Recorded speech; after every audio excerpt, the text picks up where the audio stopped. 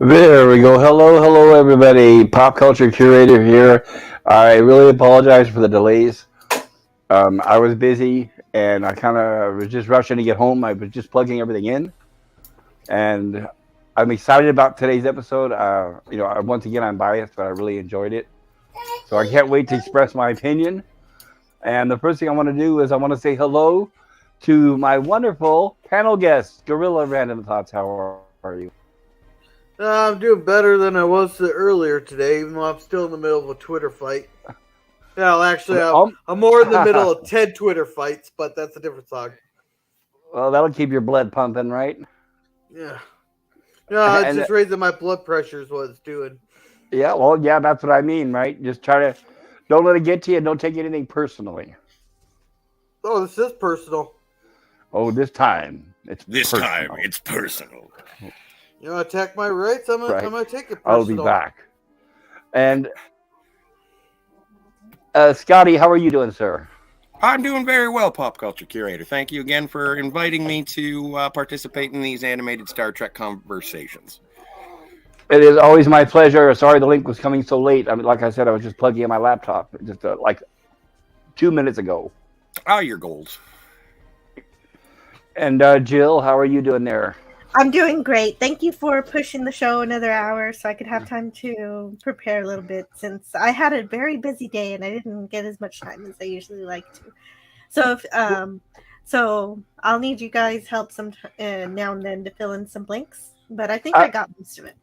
Absolutely glad to, and that worked out best for both of us because I hate to use the word because I was just telling Gorilla how I was really busy today too, and you gave me the opportunity to work a little extra and to stop and get some food, dog food, and things at the store. So thank you. It was actually beneficial for both of us. Oh, you're welcome. I'm glad. And most of all, and most important, I want to thank those that are in the chat. I know Skogliotum was one of the first ones here. I hope I pronounced that right. And Captain Finity Hale. I feel so terrible with Captain Finity. It was since I wasn't at home, I wasn't able to post everywhere. But I rescheduled the stream, so Captain Finity ended his stream early and did a raid on my channel an hour ago. And I'm like, oh, so I'm so sorry, Captain. I apologize. And Lemon Pie, good to see you, Lemon Pie. So good to see you. I love lemon pie with meringue, of course. Orla Greg says hello. So yeah, I guess I need to start proving that these people are actually in here, and I'm not just imagining things. Yeah. So there's Captain Finity. Yeah. And I don't know how faithful. Oops. Sorry. Go ahead. I was just gonna say, Lemon Pie, you're the only lemon pie that I like. My mother used to make really bomb homemade lemon pie with real lemons, and I miss it. It's nothing like this what you get at the stores. And there's Lemon Pie says hello. Ola Greg says hello, everybody. Hail, Ola Greg. By the way, for everybody out in the chat there is a link. If any of you like to join the panel, and if you've seen this episode before and like to share your opinions, laugh, or tell us what's wrong with it, feel free. That's what we're open for. It's an open mic here. I welcome all opinions, no matter how varied they may be. And hail, look who we have here, Deej. Welcome, Deej. Oh. Thank you for being here. So good to see you. Hi, Deej. And Deej, I still think about you. I hope you got that truck fixed. Sorry to bring up bad news, but I hope you got your truck fixed. I know it's not good, especially in the winter. Oh.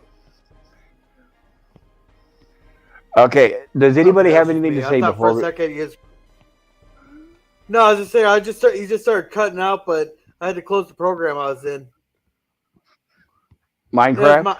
It was my end. I was opening up a smaller program, and even that was cutting it out. So that's my fault on my end. All right. I need to explain something really quick. Mr. Scott, I wanted to address something you brought up on our last stream. Yes, sir. And that is, I was thinking about ways to include your names into the credits. Oh, thank you. No problem. But okay, a couple things I need to address. Okay, first thing is I'm going to need you to send me whatever image you want me to use, like Jill did hers. Okay. Whatever avatar you want me to include in the edit. Sure. And what I have to do, I have to rethink the sequence because right now, basically, is I do intros, which runs about 20 seconds. Then the timer begins, which runs 30 seconds. And at the end of the timer, you'll see there at the last minute, you'll see Jill and my avatars on either side of the screen. So what I've been stuck on for like 3 days mentally is how do I get a third avatar in there to fit that in the screen? So that's like, okay, I've found the different ways to do it, and 3 don't look really good. If I do that, I have to omit some of the text where it says, subscribe to our channels. So it always takes me a few days to come up with the right ideas.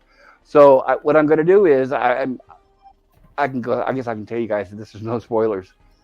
What I'm going to do is I'm going to drop at the end. I think what I'm going to do at the end, where it shows, please like and subscribe to our channels. I'm going to drop Jill and my avatar off of that screen. So you won't see it at the end. But what I'm going to do is I'm going to add it during the end. It says hosted by Jill, and then you'll see hers pop up at the same right there, the icon. And then when it says me, my icon pops up. And then when we have your name, your icon pops up. And then the countdown will begin. Does that make sense? That makes perfect sense. Then thank you so much. I don't mean to make extra work for you, but I do appreciate it. No, it's not extra work. I wasn't sure how to get in there because I wanted to keep the music where the music's still timed the same because it's hard to get the music synced with the editing. That was the biggest thing. So I want to try to keep that as tight as I can because right now it's in sync with the editing. Anyway, I'm sorry to bore everybody in the chat. I'm so sorry. And LDG, hail LDG, so good to see you. Hey, LDG. And Antiderivative Jill says today we're talking about the animated series episode, The Slaver Weapon. And Deej says, look out, LDG is here. Absolutely. And Antiderivative Jill says, hi, LDG at Free the Net. Please, everybody, if you're listening, please check out LDG. Yeah. Hey, Pickles. At freethenet.org/underground. I think I have that right. But he's also LDG of Geeks and Joy. Oh, something's tickling Gorilla. Yeah, this.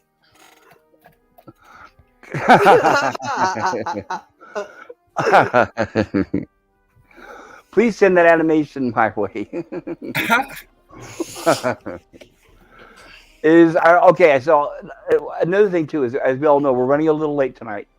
So I'm going to go ahead and keep this on the path where we're going to keep it rushing right along because I know it's late for some people. So is there anything anybody would like to add or comment on before we begin tonight's stream? Well, it is interesting. I know we've had, oh my stars, that is a wall of text. We've had Captain Finity coming by and reminding us weekly that there is no Chekhov in the animated series. This is a very strange episode, just in the fact that it is only Spock, Uhura, and Sulu. No one else from the cast shows up.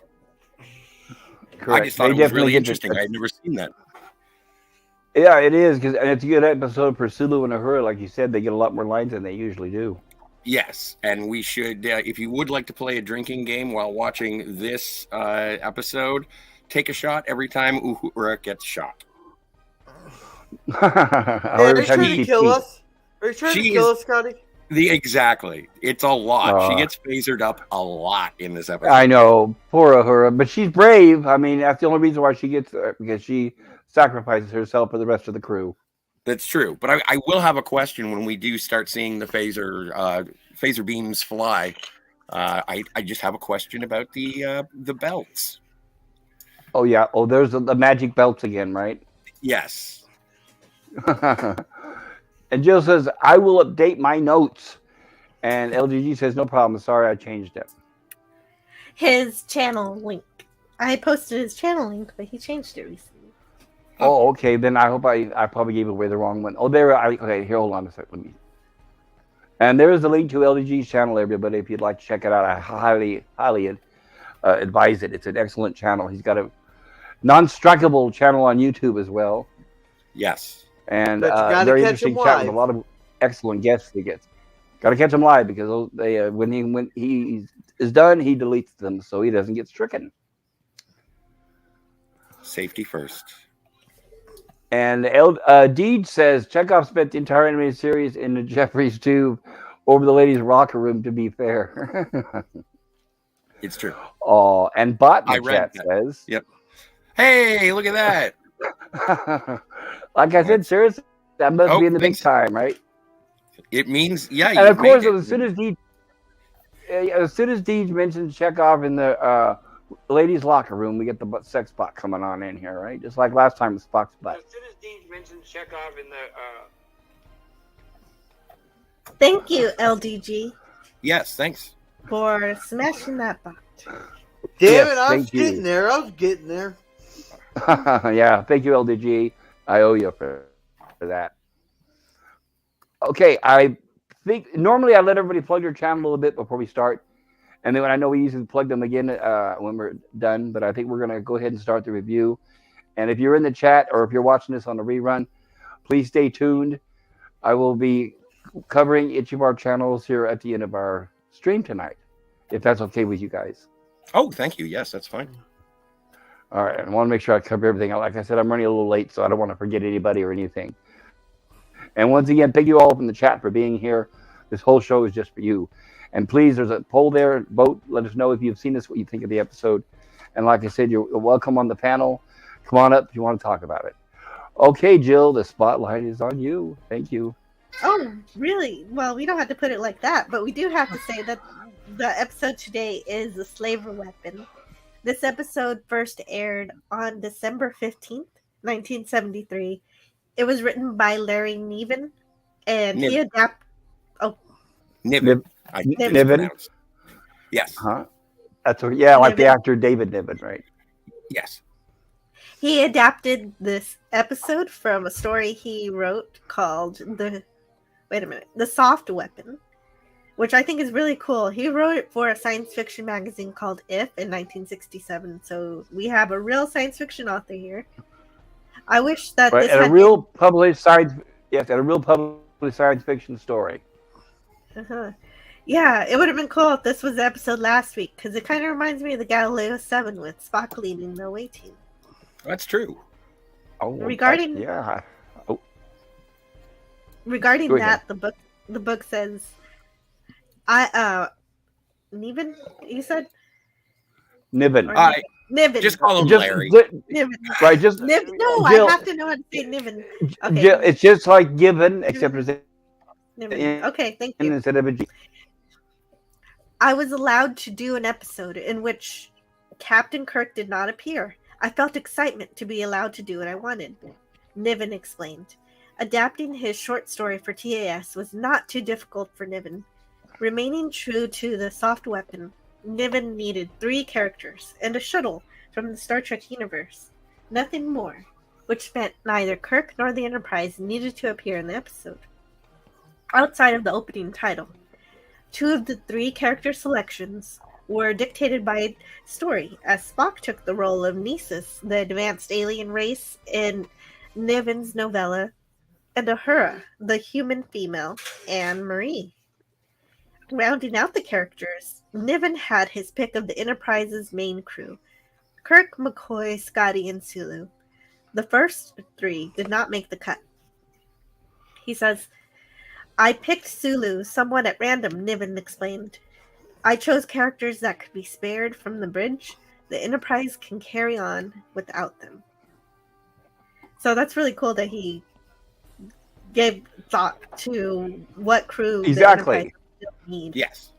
Yeah, he put a lot of thought into it. I think that's excellent. And not only that, though, that just happened to work out where once again, we get some great roles by Uhura and Sulu.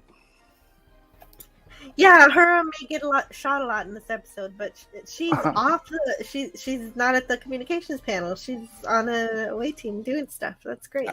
Yeah. And she's willing to prove her bravery. Yep. And the book actually has a little bit more here about Larry, and I wanted to read it too. Oh, thank you. It says a lack of experience and a silly attitude. Oh no, some of it's missing here. Oh wait. Hold on, maybe I just need to make it smaller. There it is. I wanted to see where the boundaries were and where I could push them. I pushed them, and they pushed back, author Larry Niven explained about one of his failed script attempts, which saw Kirk and Zin Ambassador killing one another over and over again in Spock's mind. I was delighted to be asked, Niven said, about writing the animated series. It seemed very natural. I knew science fiction writers had been invited into the live-action series. They had shaped the first season. I had trouble coming up with something, and it was Dorothy Fontana who came up with the notion of using my short story, The Soft Weapon. It seemed obvious enough. In a fascinating twist, Niven used one of his other failed TAS story ideas to write The Borderland of Soul, which won the 1976 Hugo Award for Best Novelette. Oh, wow. Yeah. Oh, that's very cool. That is cool. Yeah, and so then we start the episode. First Officer's Log 4187.3. The Enterprise shuttlecraft Copernicus is en route to Starbase 25 with an important cargo, a slaver stasis box discovered by archaeologists on the planet Zin. And so this is this is just a picture from the animated series text with the shuttle. Can I just say that is one ugly ass shuttlecraft? Yeah, I agree with you wholeheartedly. It's funny looking, and I don't get the dimensions on it either. That one almost looks like it's built to go on water, kind of like the the last one we watched. Yeah, the amber element.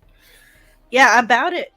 It says Bob Klein uses a sketch of the AMT Leif Erikson's Galactic Cruiser model as a placeholder for the Copernicus.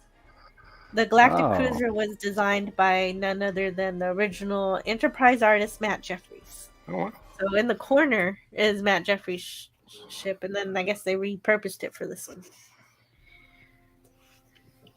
Oh, that's interesting. It's almost like a runabout too, just in terms of the way it's set up inside.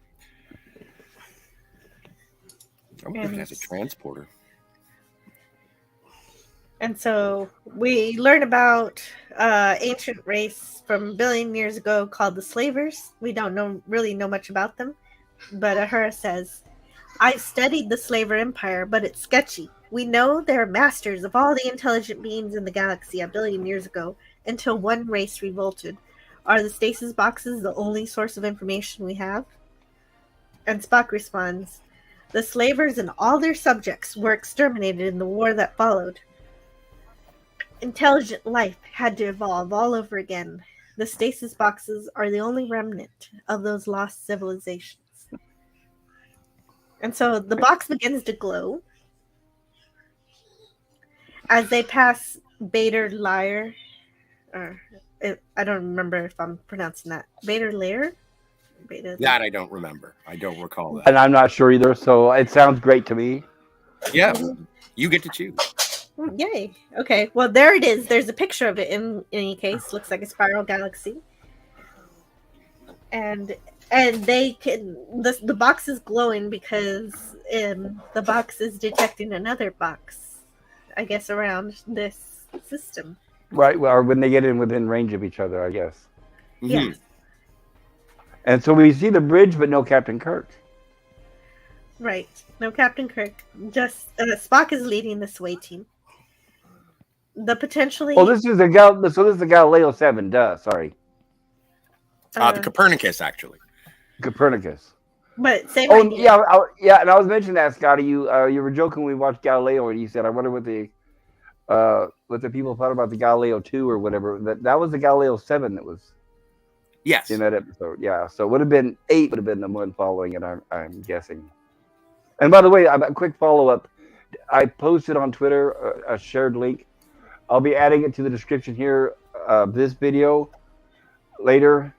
It's a link posted where this guy hunted down the original Galileo of what happened to it and the restoration process and all that. I highly recommend it. Somebody actually had it in their backyard or their front yard for a long time. The kids just played in it. So go figure. Yeah, it seems like a fun clubhouse. Yeah. Yeah. Because imagine if you were a kid, it's like I couldn't think of a better one, right? So actually, the most of the writing in this episode is so beautiful and interesting. So I actually didn't have to do too much. Spock explains how the discovery of stasis boxes over time has had an effect on history and inventions. Well, imagine how wonderful it would be to have something like that. Yeah, right. A box where, well, I guess I'm not sure if the stasis box could stop time completely. Maybe it's just going at an infinitesimally slow. They make it sound like it's totally stopped, like in stasis means stopped. Well, they'd mentioned later on in the episode that the meat was pretty much rotten and poisoned by the time they got to him. So I don't think it stops time completely. I thought they said the meat was fresh. Time. No, they did say it was fresh, but then they analyzed it and it became protoplasmic, and so I think once. You know, at the end of Indiana Jones and the Last Crusade, when Donovan drinks the from the wrong grail and then hyper ages.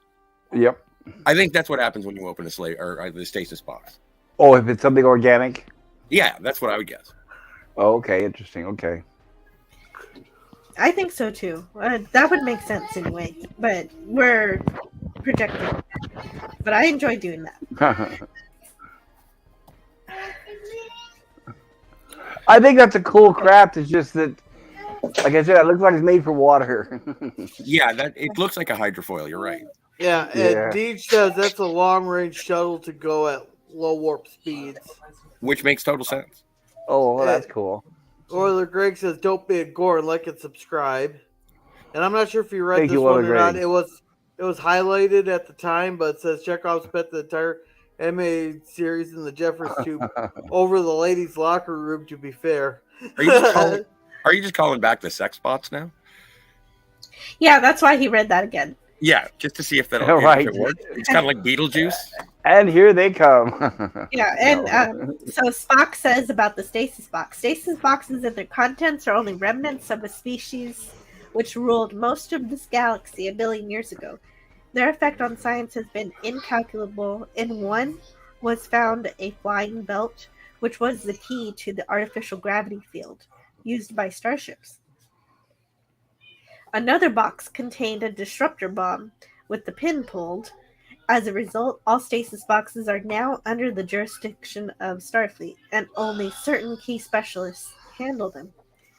The boxes are rare, potentially dangerous, and we seem to have found a second one. Please excuse the background noise. The party? Oh, no, you're fine. You're totally fine. Oh, I already set mine to kid bed, so it can't be mine. No, I know it's mine. But, I don't know. Yeah, one of those boxes are like, those boxes are invulnerable, too. Because you know what? That's a good question. Right, if you want a box to be a stasis box, you want it to be pretty much almost indestructible, you would think. And according to Deej, he talks to Trek cards there. They talked about the shelf before, apparently. That's cool. Yeah, that makes sense. Yeah, right. They would catalog everything, I'm sure. You want to know about any. Well, from what I'm reading, the Kzinti were later incorporated into the Starfleet Battles gaming universe by Amarillo Design Bureau when the game was adapted for the PC in 1999. The Kzinti were changed to the Mirac, as by that time Star Trek's license to use the Kzinti had expired. Hey, I thought the Zenkethi there weren't cetaceans there, because but of course Star Trek Online's not anime, but they showed them completely different in Star Trek Online. Well, Zenkethi is different from Kzinti. I thought that's what pop culture said was Zenkethi. No, it's the Kzinti. Kzinti. Oh, are these guys? Yeah. Okay, so I've been building up this whole range of them not keeping the canon right just for me to get it wrong. And maybe they look different because the copyright expired. Maybe that's why they look different in the game. No, you said it's a totally different species that you mentioned. Oh, okay, gotcha. So I got all this unnecessary rage over something I got wrong. Well, I really apologize. I hate to disappoint you. I hope something else comes up that angers you. Hopefully that will make up for it, huh? I was saving that there with my token F. Token F, okay. So no, they're supposed to be kitty cats. So the Kzinti aliens shoot and capture the crew, and Spock takes full responsibility for his failure to anticipate the danger and how the Kzinti now have the stasis box. Yeah. So there's one. There's one. Shot one. Everybody, yep. Take a shot. Right. So since there's one, here, Sulu too. I think I figured out why they're so angry. Just no one ever scratches them on the back right above the tail. That's their problem. That's why they're so angry. That makes sense. Yeah. Oh, that's true. You think all those things that those magic belts could do? Too bad they're not phaser proof. Yeah, that is too bad. That's what that was what my question was. Is that maybe I just don't understand if it's a force field. Does it disrupt the force field? I had a logical explanation for that. Okay. Nice. The phasers are just set to the same frequency as the force fields, so it goes right through. Oh, okay. Because they had that in TNG there with I think that was actually Generations. They when they got a hold of Geordi's visor and they managed to tap into it, even though they never did a security check on his visor. But they first mentioned the changing of the phases with the Borg cube, right? Yeah. Shield modulation or what have you. Yeah, that's a great answer, Gorilla. I like it. Yeah. So the phasers could just be the same frequency as what their shields are. Mm-hmm. And going right through. Just like in Generations, when the Duras sisters could use a 20-year-old bird of prey to take out the Galaxy class. Yeah. So, maybe next time they should just throw a rock. Hello in the chat to Jedi Bill. He's here. Hey, hail Jedi Bill! Wow, welcome. Glad to have you here. Hail, brother warrior! Hail Jedi Bill! Good to see you. Sorry, I don't sing as good as you, Bill, so there won't be any singing tonight. I don't want to run everybody away. Yeah, I won't sing unless somebody sends me a chat with the song in it, and then I kind of have to, but I don't go out of my way to do it. Hey, we can always ad lib. Yeah. Did you just say someone sends you a check? Oh, no. How much does that check have to be? Blank. That's the answer. A blank check, yes. Right. So here's what the book says about the Kzinti, which the book actually has quite a bit about. So there's 3 paragraphs here. There's first one, bringing the Kzinti to life. Klein once again received a nod to design a new alien life form for TAS. He drew inspiration from drawing his own usual requirements. I have a copy of the drawing that was given to us of the Kzinti, Klein explained. I thought it was the author's drawing, but I think it was actually a fan drawing. I wanted it to look cool and not particularly humanoid in its stature, which is why it's hunchback. I didn't want it to look comical either. I wanted it to be imposing. So also it says debunking an urban legend.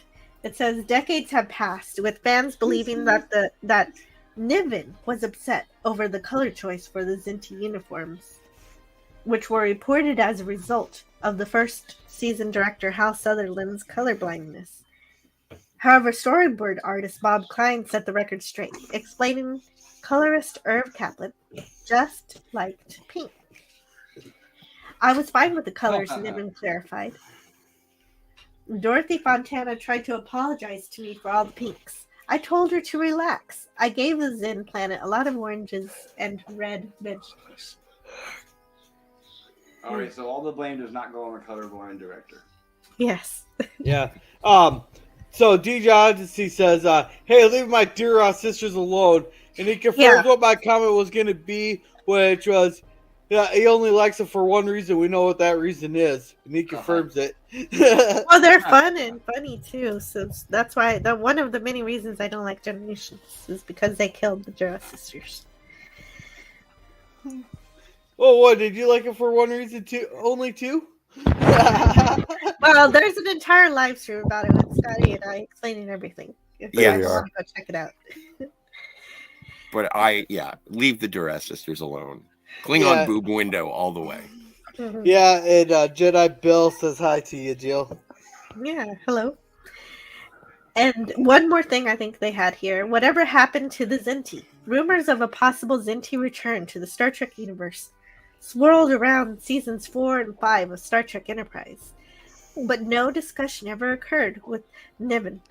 It never got that far, the writer stated. Niven was able to bring his creations back to the final frontier one more time in the Wristwatch Plantation, a Star Trek newspaper comic strip he co-wrote with Charmin Devano. The story ran between March 1st and July 17th, 1982. And here's just one panel of or page of that, I guess. Oh, cool. Yeah, so this is that comic. I guess. Wow, yeah, he definitely upgraded their look. They look a lot more ferocious there. Yeah, they like do. werewolves. Like a really muscular. And I think there was one more mention of the Kzinti, and it was on everyone's favorite Star Trek Patrick Stewart. Oh, where they go to Nepenthe, and then Riker raises the shields and the home defenses and says, "I was negotiating something with the Kzinti."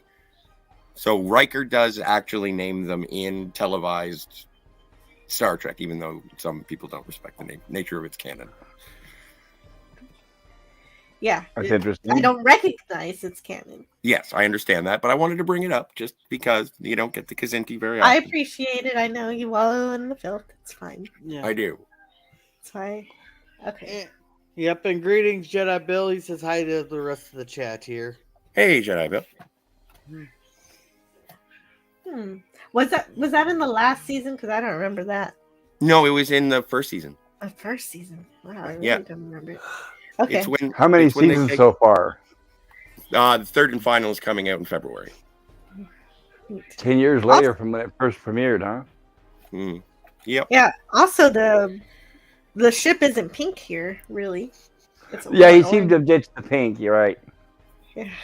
You know, and what's crazy is I hear people speculating how they're hoping that Disney's Marvel will pick Patrick Stewart to continue as Professor X, and I think he's a little past his prime to get back into the X-Men. I don't think that's a good idea. Oh, I agree with you. Yeah, he's probably very old and frail. Well, Wolverine is coming back to Deadpool 3, so you never know. With Marvel writers, so just keep that in mind. He's in a wheelchair anyway. Well, that's true. Maybe they'll have a stick holding up his hand like they do Yoda, huh?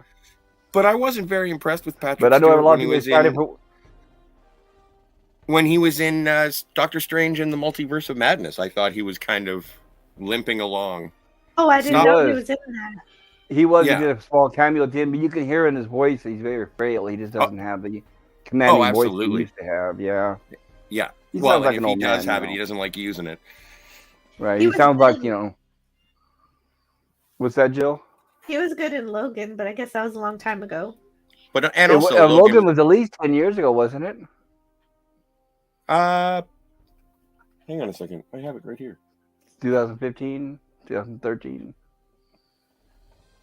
Oh, and I also have an answer box right in front of me, Scott. There are buttons. Push them.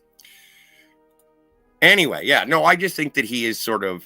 I think that Patrick Stewart is past his prime, and it's part of the downfall of watching Star Trek Patrick Stewart, because you're watching a strong, commanding figure that is basically withering away, which doesn't make any sense because he's a robot now. Right. Yeah. Golem. So anyway, I didn't...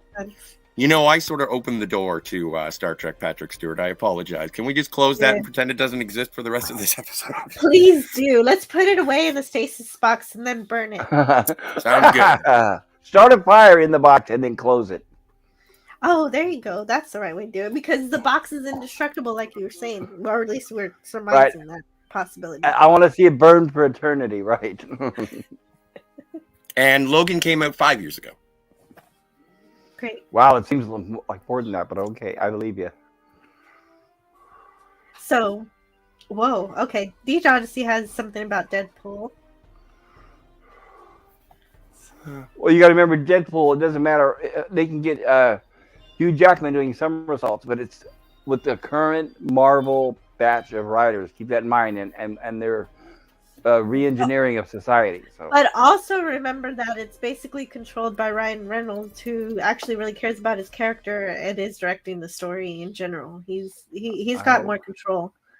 I hope so. Than normal actors do over the story, which is that it can be a bad thing, but in this case, I think it's a good thing. I would have thought that with Sam Raimi in this Doctor Strange movie, but I don't know. No, I think Sam Raimi was pretty much a director for hire. I don't think you got flashes of classic Raimiism, but right, bits, very small pieces. Mm-hmm. But it just is hard to believe that he took that on, knowing that he was going to be ordered around like a robot. It just, I don't know. I think he lost a lot of credibility there, in my opinion. But that's just my opinion. Oh, Deej in the chat says Deadpool 3 will take place before Logan. They already said they won't disrupt the ending for Wolverine. I doubt 100% there will be no Professor X. Now the box is closed. And Deej says, no, the writers for Deadpool 1 and 2 are coming back, not Marvel writers. That doesn't mean that there will not be orders coming from upstairs. That's all I'm saying. Well, and it's going to be true. I can understand that. That's what I say about the filth. You can have Kurtzman not actually writing the series, but his orders still leak down into and infest whatever is being created by Secret Hideout. Right. Well, and just don't forget, Go Deadpool 1 ahead. had a Kama Sutra montage in it, essentially, where I just don't understand how Deadpool can exist in Disney. I don't know how it will work. That's what I'm saying. Is that, yeah, and I agree with that. I don't think it's going to happen. I don't see how. I mean, and release it with the Disney label, a rated R Deadpool. Yeah, we'll see. Yeah, maybe they'll bring back Touchstone. They'll do what they did last time, which is have a rated R one and then make a PG-13 one. Oh, right, I remember that. That was based on The Princess Bride, wasn't it? Oh, okay, well, I don't know. Here's a question: has Disney ever released under their name and label a rated R movie? I don't think so. No, they used to have a company called Touchstone that was for that Right. reason. Well, and now they've got so many banners. They could release it under Fox if they wanted to. Oh, that's possible. That's one way to get away with it. I know. I mean, that they're kind of giving up the glory without their name on it, but. Well, and also, how does that qualify as being in the MCU? Like, I guess, well, no, they'll market it under Marvel. You don't really see a Disney logo at the beginning of an MCU movie. Yeah, I have to step away for just a little bit. Can sorry, Jill, go ahead. Talk about Deadpool? Sure. Yeah, keep going with Marvel stuff just for a couple minutes. I'll be right back. All right, Deej Odyssey in the chat says they aren't going to F with Deadpool. It will make them too much money, unlike the crap they are putting out now. They want the money. Well, if they want the money, Deej, I can see how they would want the money, but from what the current crop they've been putting out, it doesn't seem like they care much about money anymore. It's almost like they're intentionally. I was listening to Midnight's Edge earlier, the stream today, and it's almost like each people making each movie are trying to compete to make the worst movie out there, the most woke movie with the most points.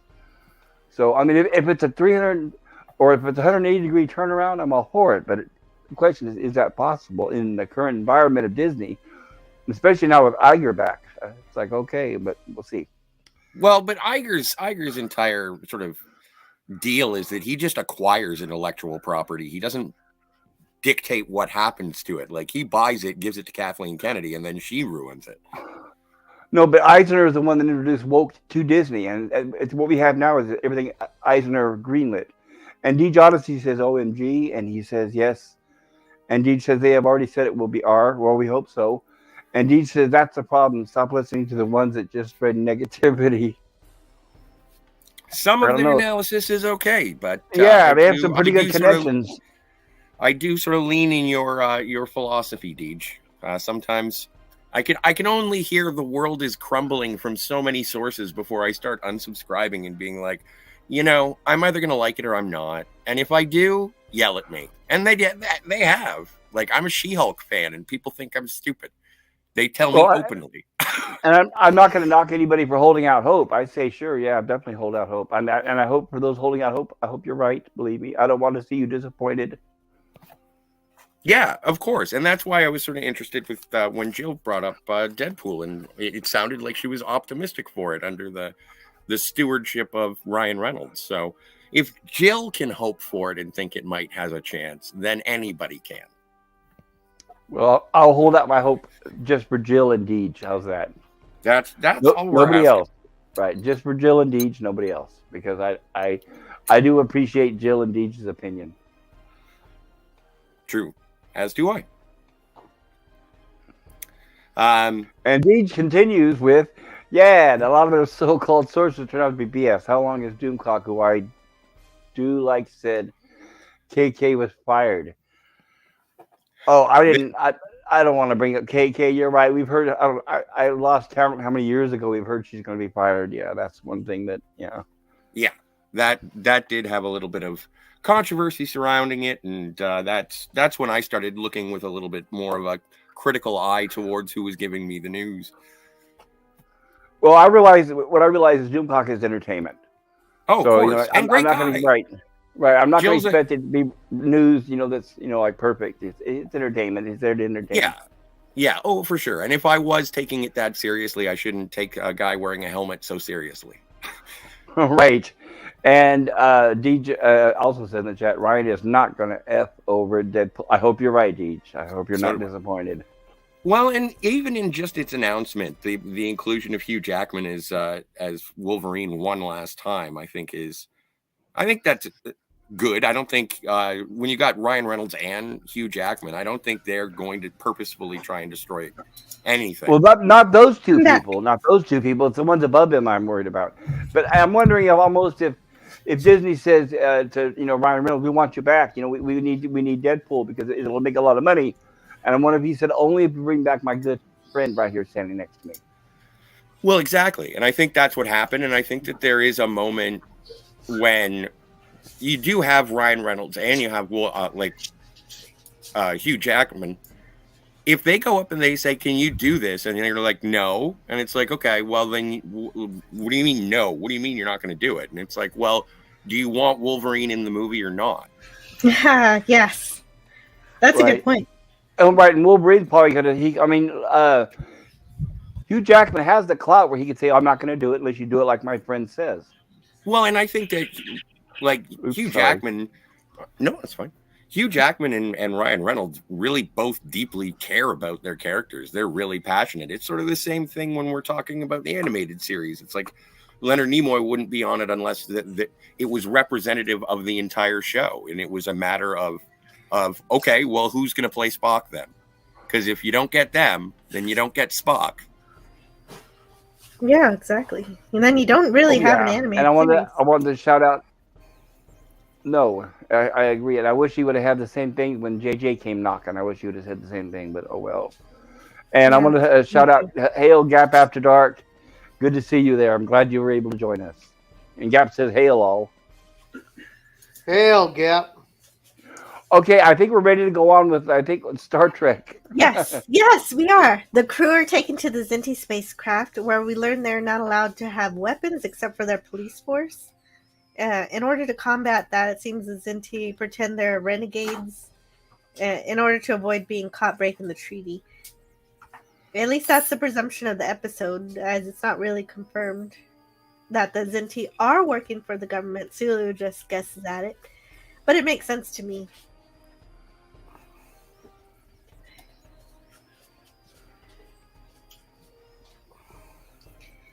And the cat-like alien at the end there, the one who looks sad the whole episode, is the one that can read minds. It's a telepath. Uhura says, "I've heard all Kzinti telepaths are unhappy neurotics." He fits the description. Yeah.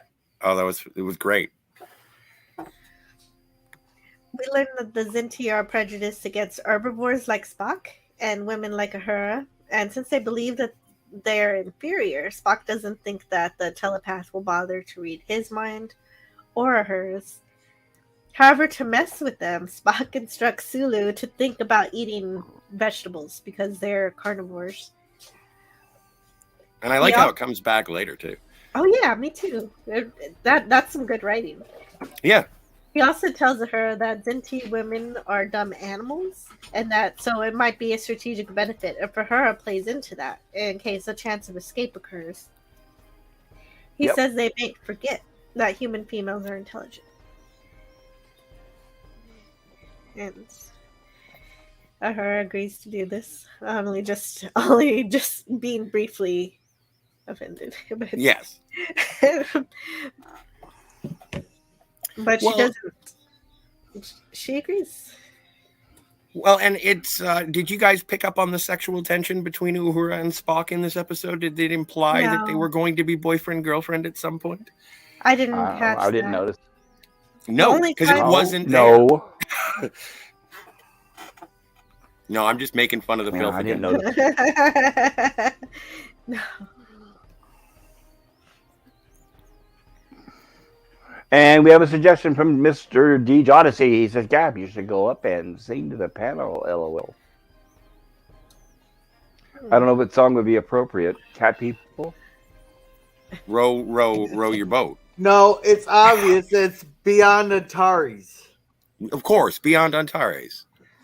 If you can sing it better than Nichelle Nichols, go for it. Yeah. Tall order. And this time with feeling.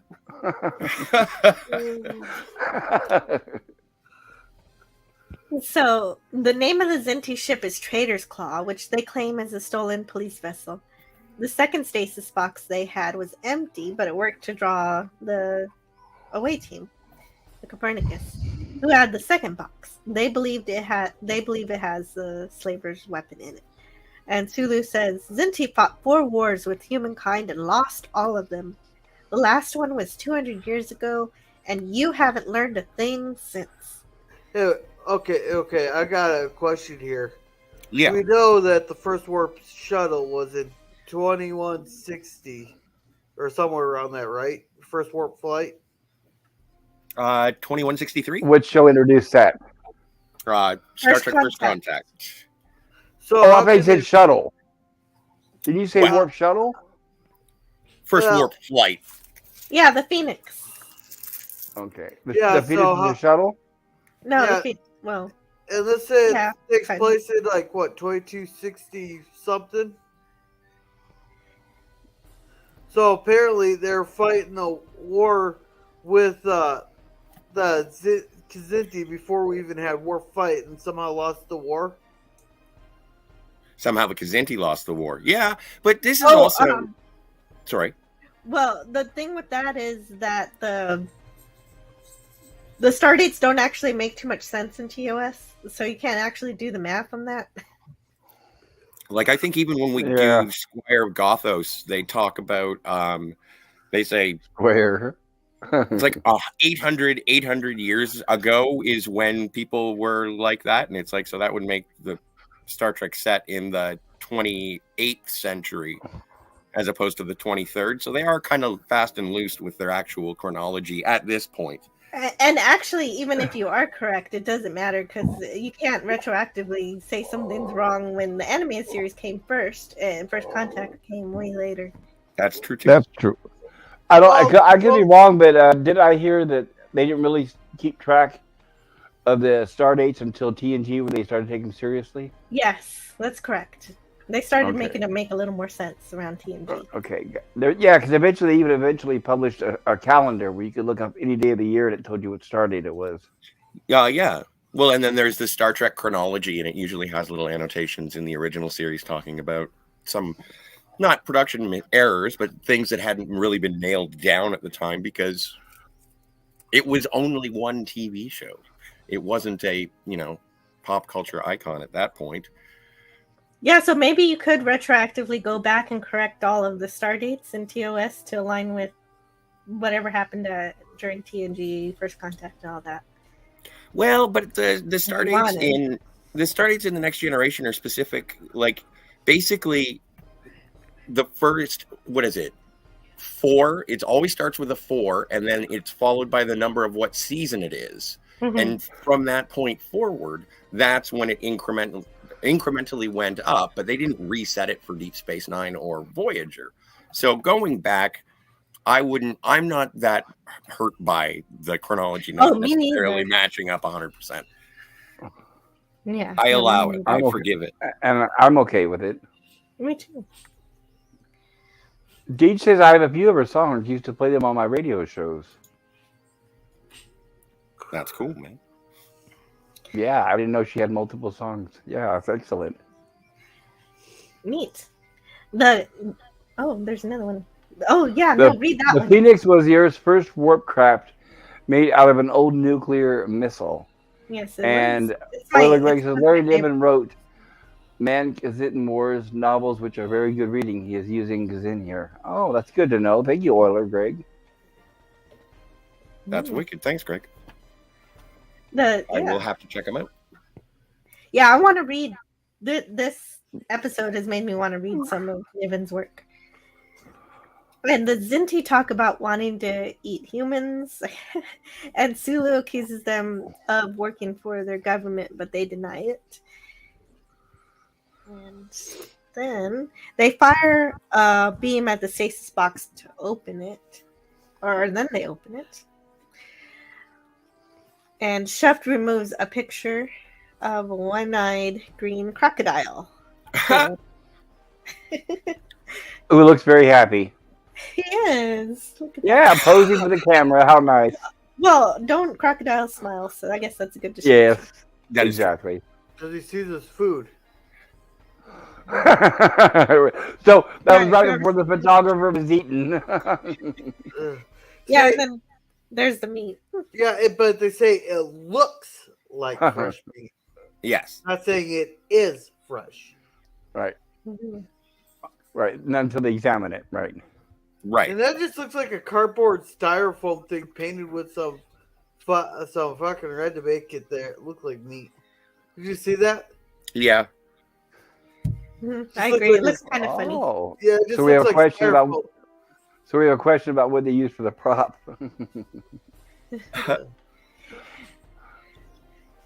And Ola Greg says, I've read the novels and they are excellent military science fiction. Wow, very cool. We got smart. I think we're so lucky all the people we get in the chat here. It brings all this knowledge from all over that I never would have known about. So yeah, that's excellent. Thank you for sharing that with us, Ola Greg. Yes, thanks. And they do find the weapon in the box. I don't get a good shot of it here, but I do later. It's like a green pistol, and the Kzinti think they can take over humanity with it.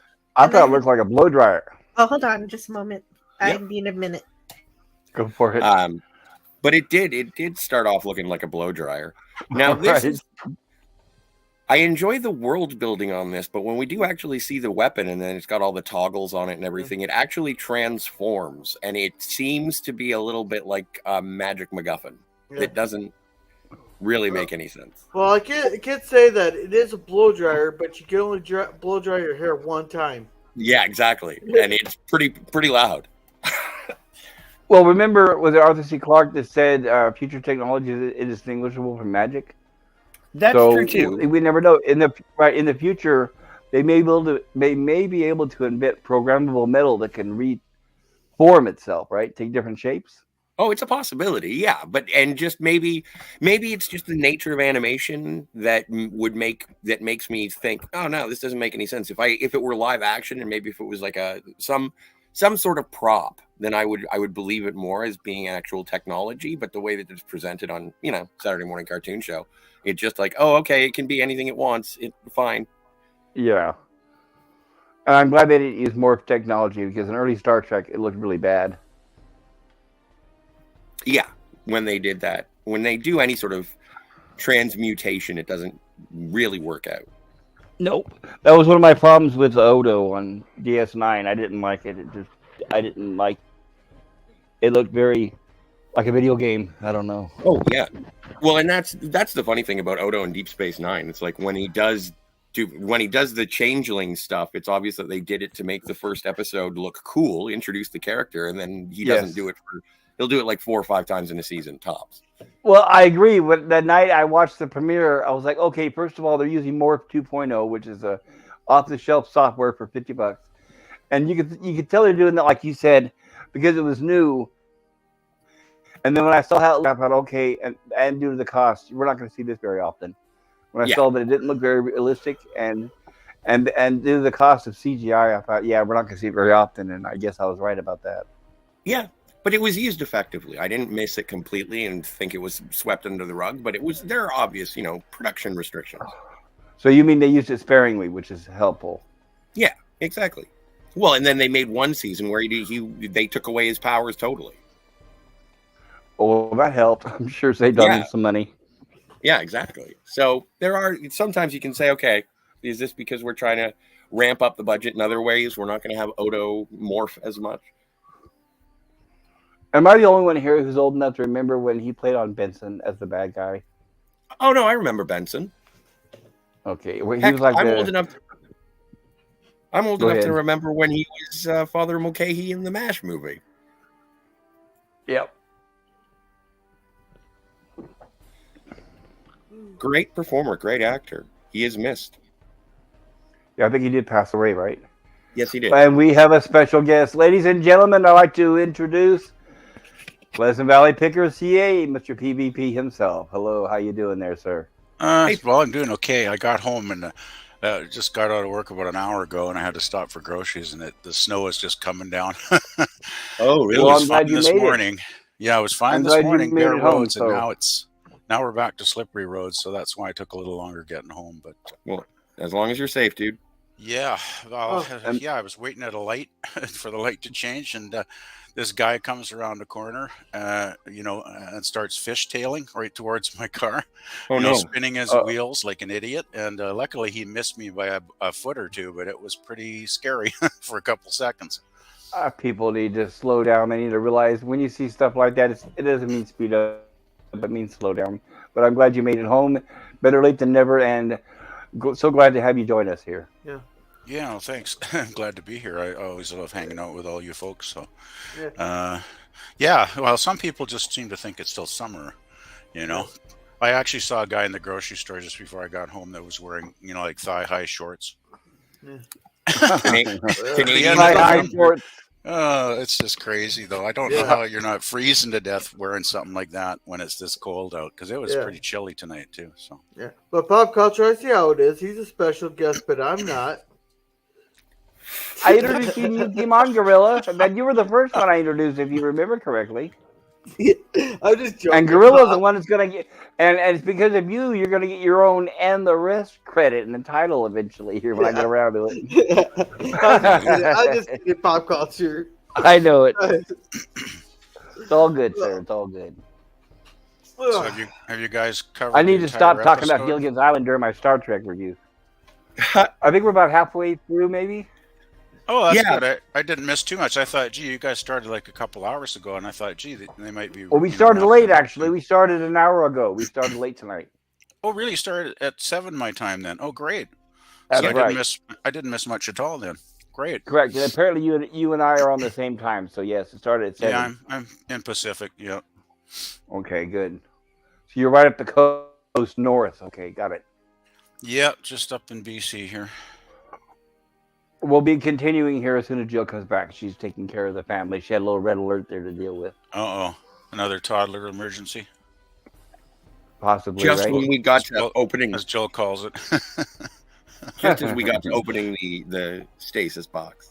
Just as the weapon, the titular weapon itself is unveiled. Oh, I guess I should vote. I almost forgot to vote here. I just actually watched it this morning quickly before I went to work, so I didn't have to watch it when I got home from work. Let me see. Yeah, and I'm so glad I watched it last night, considering how late I was getting home today. So it's like, yes. I even watched Court Martial ahead of time, so I'm ready for that one for tomorrow. Oh, nice.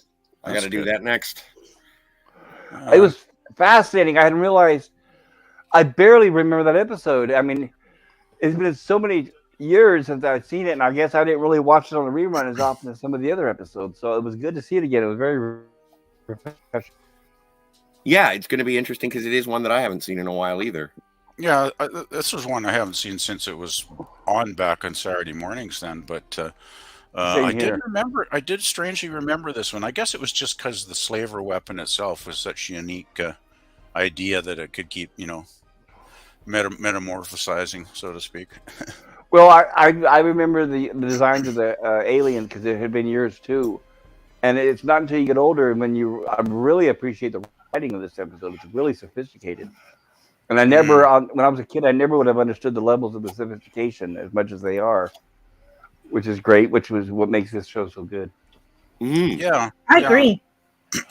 Yeah, I always liked this. Really a fun episode. And it continues with the officer's log supplemental. Kzinti now possess a weapon potentially deadly to the entire galaxy. The extent of its power remains to be seen. Of course, I didn't say that in Spock's voice, but... I'm thinking of the name Kzinti, if I'm pronouncing it correctly. That's right, they're the Kzinti. Wasn't there a Kzinti war in Enterprise? No. Oh, I must have got the alien. These guys are the Kzinti? And those guys were the Xindi. Okay, so they're similar but not the same. Okay. Yeah, kind of rhyming. I never saw the last few seasons of Enterprise, so I wasn't sure. So the Kzinti telepath can read Sulu's mind, but it's not so easy. So he doesn't think that they should bother with the other two, because one's a woman and the other's an herbivore, which is just the things that they believe. The shuffed captain says that it might be needed, but realizes that the telepath needs time to recover, and we get kind of a funny animation here that I really like. Yeah, I thought you would get the puppy dog eyes. Yes, his big puppy dog eyes. Oh, yeah, I remember that. That's pretty good. Please don't make me read all their minds all the time. The weapon still. Oh no, that's okay, Jill. You don't have to read everything. Just whatever you want to.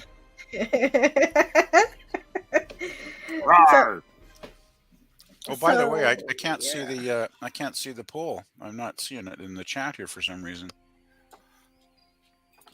Oh, is it gone? Yeah, I see the StreamYard thingy. I'm not seeing it either. Yeah, I don't see the poll either. Yeah, because I was going to place my vote before the end of the show. So. And I did post it. Am I crazy, or did anybody see it?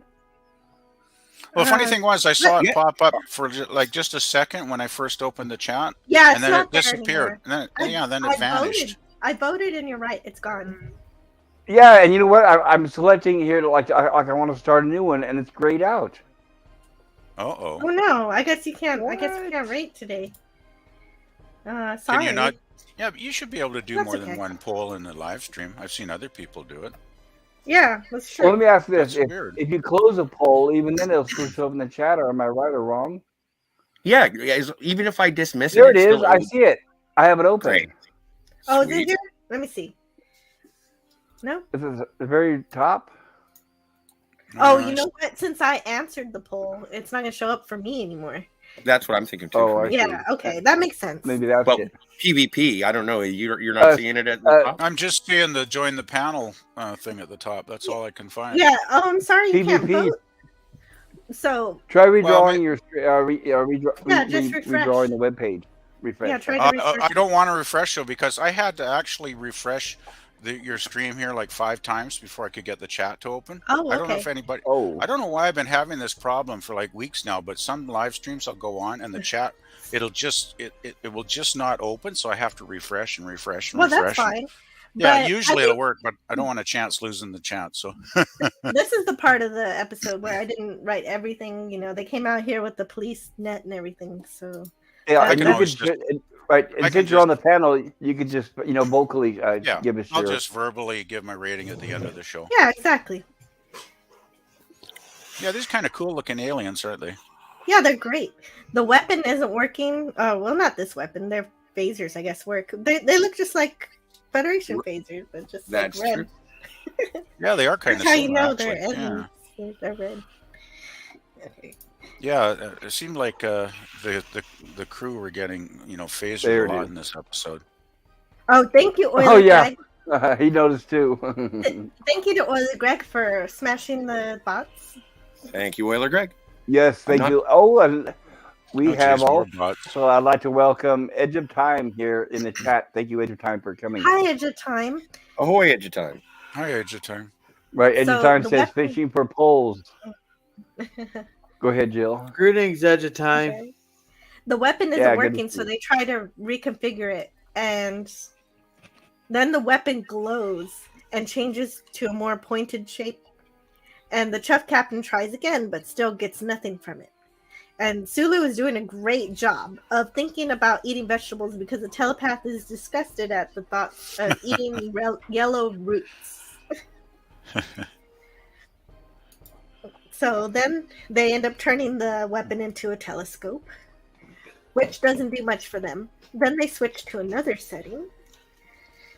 And this setting turns it into a weapon that fires lasers that are much weaker than what the Federation uses. Hey, This is pretty dark, where they're pretty much using the Enterprise crew members as target practice to test and see what this weapon does. yeah. You're right. This Do is you- one of the darkest TAS episodes. Yes, Do bro? you think the weapon can detect your intentions there and detect that you're not who was the original creator? So therefore, it's just messing with the Kzinti or the cats. It could be because it has artificial intelligence in it, so it's possible. But Actually- it hasn't started talking to it yet. They haven't Yeah, started talking to the artificial I intelligence. doubt yet. that. I doubt that would happen until the computer was, until they woke the computer up later in the episode. That's right. That's when I it think seemed so. to I think turn Steve against was them. right. Yeah, right now Well, they're that just was right. That was the first time they asked a question, and they basically told the weapon that they didn't understand what was going on. Yeah, they made a big mistake. Yeah. and then they another shape change happens, and the device becomes a handheld rocket, which That was funny. Yeah. which they ignite. It pulls the chef captain along with it. He knocks Uhura off the web, and she tiptoes away. How is that Poor not Hera. burning half his suit off? Who has their suit off? What? No, No, he's saying, and welcome to flame doesn't burn the Kzinti suit. Well, maybe since they're in a space environment and a vacuum and everything, maybe it can handle heat. His suit, I mean. yeah. Well, and also because it's an environmental suit, same deal as the protection belts. Yeah. It would probably be able to deal with extreme temperatures as well. Yeah. This would be the best episode ever if it will scorch his tail off. Best episode ever. Right there, like a Warner Brother cartoon, right? Show his tail on fire, and he had to stick it in That's some good. water to put it out. That's a good still. And and he accidentally hurts the telepath. Hurts the damages the telepath's Environmental suit. Yeah. Yeah. I was laughing though during this. She's like, you just gotta love the 2D animation there when they're just trying to run. They tell you zigzag, but they're just still going in a straight line. I thought Oh, that was well. I thought that was funny also. Come on, people, act like Captain Kirk is here. Zigzag, roll, tuck and roll. Come on, let's go. tuck and roll. Yeah, so Uhura gets a chance to escape, and she takes it, but she gets shot. Okay, so she gets shot again. Yes. Is that number 2? I think that's number 2. At And, least. I and think. only Uhura can look Or good did I while miss getting one? shot. It seemed like Uhura was getting shot all the time in this episode, actually. All over the place. We made a drinking game earlier. Oh, no. We don't But want to I hear a don't- drinking game, Scotty. All right. It was a good try, but the ruse didn't work. Obviously, Spock got shot once or twice, too, didn't he? yeah. Well, yeah, And and so does Sulu, I And guess. Sulu Yeah. got They all shot. got shot. they all get shot, but Uhura Yeah. takes more phaser blasts than anybody else. Yeah, Mm. honestly, I'm surprised he got past the censors. I don't think they would have allowed it even in the TOS. I don't think they would have allowed it because, like I said, they're being used as target practice, and that's pretty dark. Hmm. Yeah. And yeah, I agree. In my opinion. So then the weapon changes again. It changes. It becomes like a. What does it become? What is it? Oh, Yeah. but before it does that, they explain the personal rocket motor. Perhaps it's a personal rocket motor. One could place one's foot on its pedals and balance. I think that dialogue was actually a bit out of place. We learned that we learned a little bit about Uhura and her escape attempt. That she used to run the 100 in record time, but they don't say what her record was. Was there any other mention of her running career before? Not that I'm aware of. Not that I can remember. Nope. Same here. So now the weapon looks like a ball with loops sticking out from either side. So he holds it at arm's length. Behind him, the lights go out in the cavern where their ship is parked. And Spock realizes, make for it, guys. Spock realizes that the fifth setting is an energy absorber, but then calls for Sulu and Uhura to run for the shuttle. Sulu and Uhura run while Spock jumps on the Kzinti, grabs the weapon before following. Nice. Yeah, great on the stills. Marvelous. Yeah. Action nice. Spock. Well, I had to get action Spock, of course. Yeah, I can't remember Spock drop kicking people too many times, actually. I know. Yeah, we can use more of that. Yeah. And hail Ervik Sonder. Hail Ervik Sonder. How are you doing? Ahoy, Ervik. Oh, hi, Eric. Good to see you, Arabic. Welcome. And Oleg Greg says zap. But I do appreciate it because, like, I was like, this is kind of out of character for Spock to go and drop kick somebody. But he does explain it, and it does sound good in terms of the rationalization because it's humiliating to the captain, the chuffed captain. Yep. And the entire thing was planned, even the location where he kicked. Yeah. Wait, why so it was. Yeah. Wait, what? What? What were you saying? Oh, I was just saying, at first I thought it was out of character, but then Spock logically explains himself as to why he took that course of action. Yes, right. absolutely. That's right. He explained that he kicked him right in the lungs. Yes, that's right. Over one of his hearts, I believe it was. Okay, so says, hey, Scotty R37 says Arabic, and I liked Ringworld. And DJ Ronnie G, welcome. Good to see you there. We have another visitor. Hey there, Thank you. DJ. Ahoy. Hey, DJ. So I like the episode, and Arabic says hello, Gorilla. Yes, There I we need to go. read some All of this caught guy's up. stuff. I really do. This is some good stuff.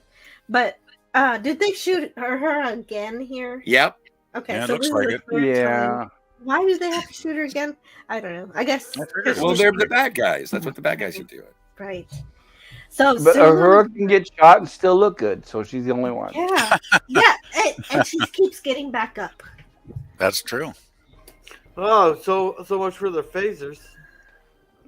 Well, and maybe the environmental belts are helping. Yeah, I think there A was a little bit of an energy field there protecting them, right? So It would have been nice at the end of this if Uhura would have grabbed a phaser and shot them. Just say, "Here, have you there? How's that feel?" Huh? You like Yeah, that? that would have been cool. I would have loved to see that. Yes. Sulu was worried that the Kzinti would call for help from the Zin planet, but Spock knows they will not. And the book has something about this that Scotty just mentioned. Oh, cool. One of these days, the Enterprise crew might just stop questioning the logic of its first officer. Spock's knowledge of the Kzinti allowed the Vulcan to beat the odds after he and Sulu escaped, but Uhura remained in Kzinti custody. Spock knew that despite Chuffed Captain still holding Uhura prisoner and being able to call for help from the Zin planet, he wouldn't do it because his honor was at stake. Sounds like a Klingon. yeah, really. Spock says, I kicked Chuffed Captain. Consider Chuffed Captain has been attacked by an herbivorous pacifist, an eater of leaves and roots, who traditionally does not fight.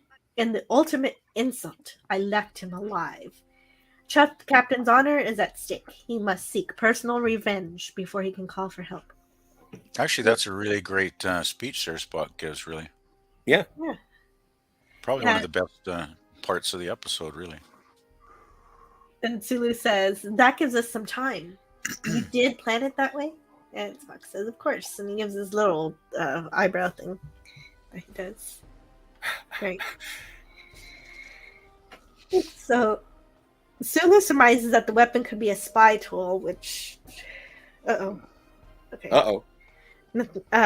Sulu surmises that the weapon could be a spy tool, which Spock agrees, and from that deduction he concludes this. He says, assuming it's a spy weapon then, the slavers would have wanted to keep it a secret weapon.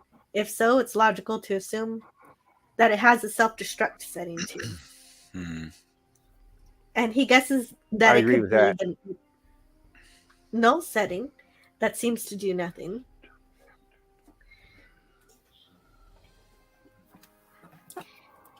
And he pushes the toggle back up, and it turns into a globe with the handle. So when does he do that?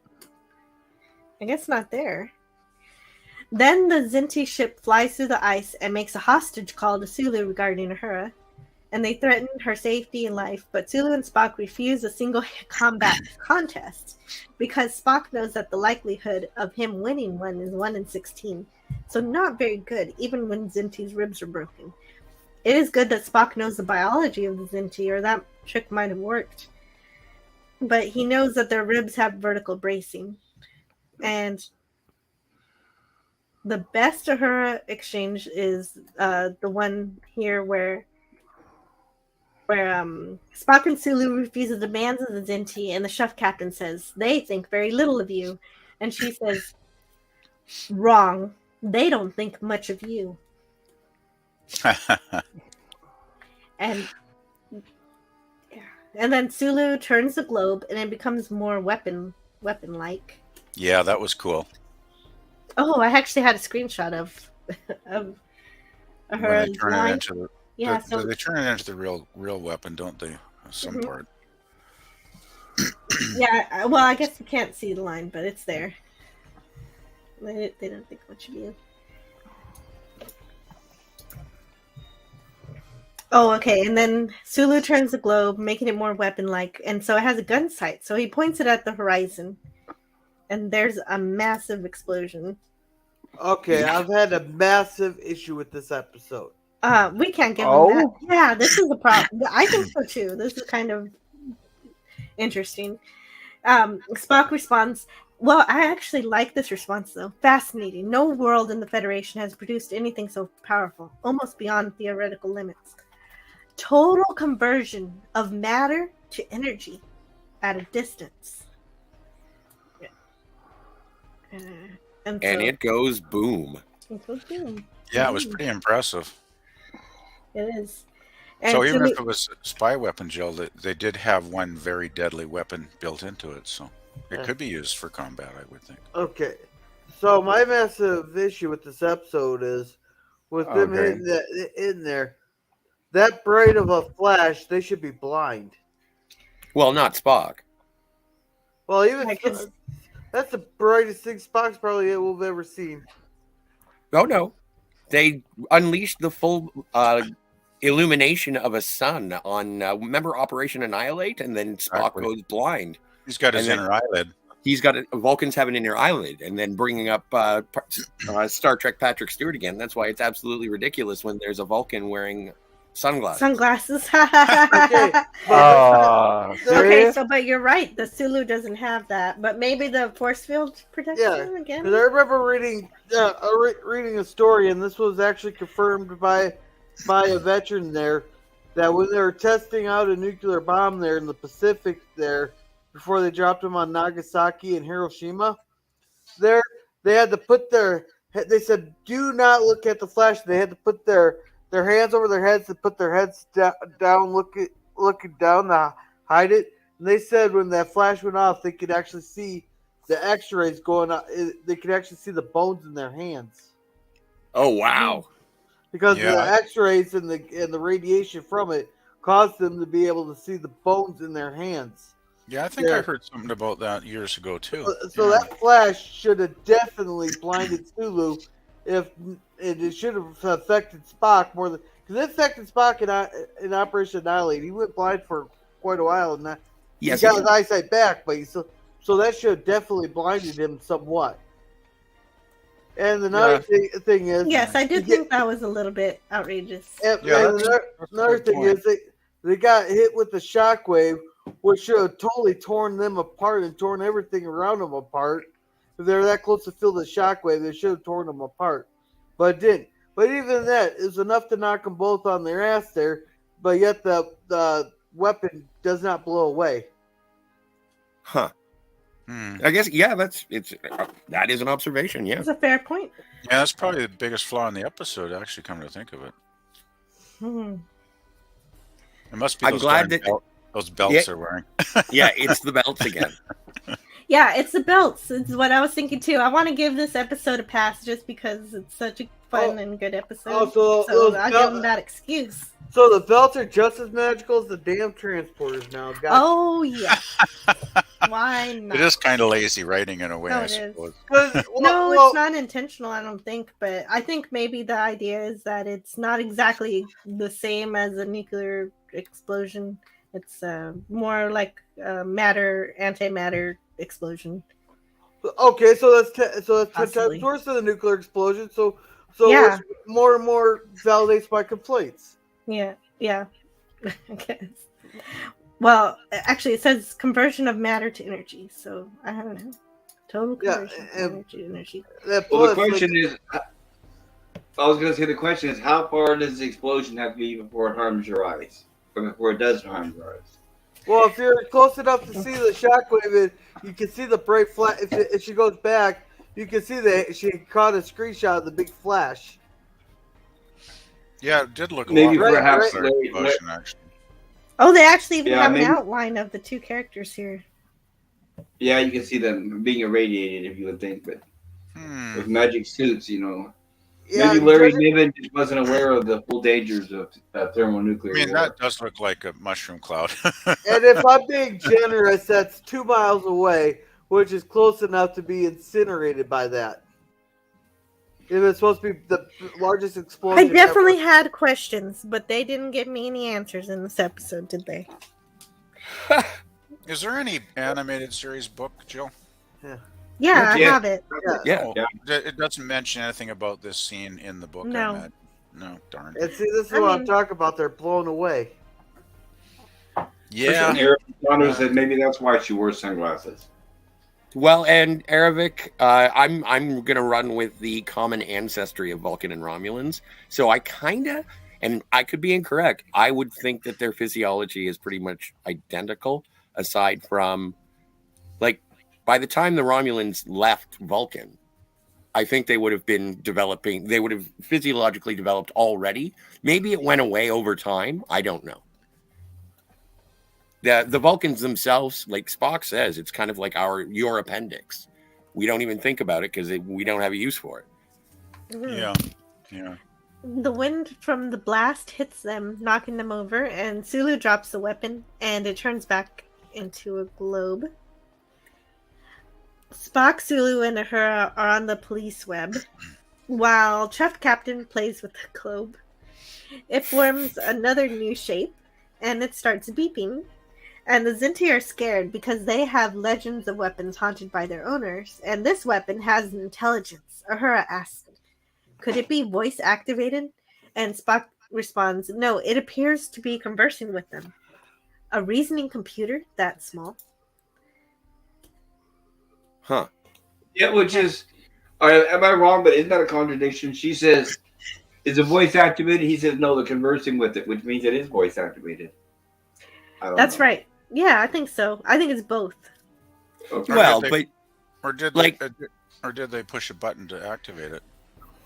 But I think if it's voice activated, then you stun setting, and then it would respond to those commands. So that would be a voice activation. But say if you're talking to Data and you say, hi, Data, and he responds to you, that isn't because he's voice activated. He's a reasoning computer. It's true. Yeah.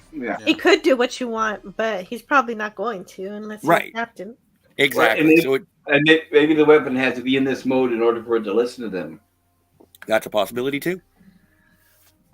And actually, the exchange between the chef captain and the weapon is pretty good, so I decided I would just read it. Yay. The weapon says, I do not know. Oh, okay, wait. The chef captain says, how long has it been since you were turned off? And it says, I do not know. When I am off, I have no sense of passing time. So then, what is the last thing you remember? We were on a mission. I may not tell you of it, unless you know certain code words. And the flyer says, if you could describe the positions of the stars in your sector, we would know how much time has passed since then. But the weapon responds, without certain code words, I may not describe our location. Then the chef captain says, one of the settings on this weapon was a total conversion beam. We saw it. Tell us how to find it. And the weapon says, twist my windershins. What? Windershins? That is going on my Tinder profile. This just confirms what I was saying earlier, where it can detect your intent and who's holding your intent. Yeah, right, exactly. That's what it's doing now. It may not have been aware of it earlier, but it's definitely aware of it now. You may or may not be right. So I do concede that you're probably right. Twist my windershins until you reach. Hang on a second. I got to write this down. Oh, that's good. Until you reach my windershins. I never heard it described that way before. I'm gonna make that one of my quotes to ponder when I get that series up and going. For my quotes to ponder. I think I'll be tweeting later. I'm gonna beat you to it here, Scotty. Just type. No, let's get it trending, everybody. Until you reach the null position. I can't say it again. Then the weapon is a different shape entirely, with 2 large prongs on it. Looks threatening. That's awesome. Yeah. And the Kzinti leave with it. They know there's no gun sight on it. And Uhura is worried that they'll be able to use the powerful weapon that Sulu did earlier. But Spock explains why they won't. He says, assume you are a slaver war computer. You have been turned off. You do not know for how long. But when you were turned off, there was a war on. Now you are awakened by aliens you never saw before. They do not know any of the military passwords. They ask you so many questions, it is obvious they know little about you. Your owner is nowhere about. What would you think? And Uhura responds, I think I'd been captured by the enemy. And Sulu says, when they asked you to find when they asked you to find your most powerful weapon setting, what would you give them? So then, as a response to that, outside, Chef Captain pulls the trigger, and that's a pretty cool shot, though.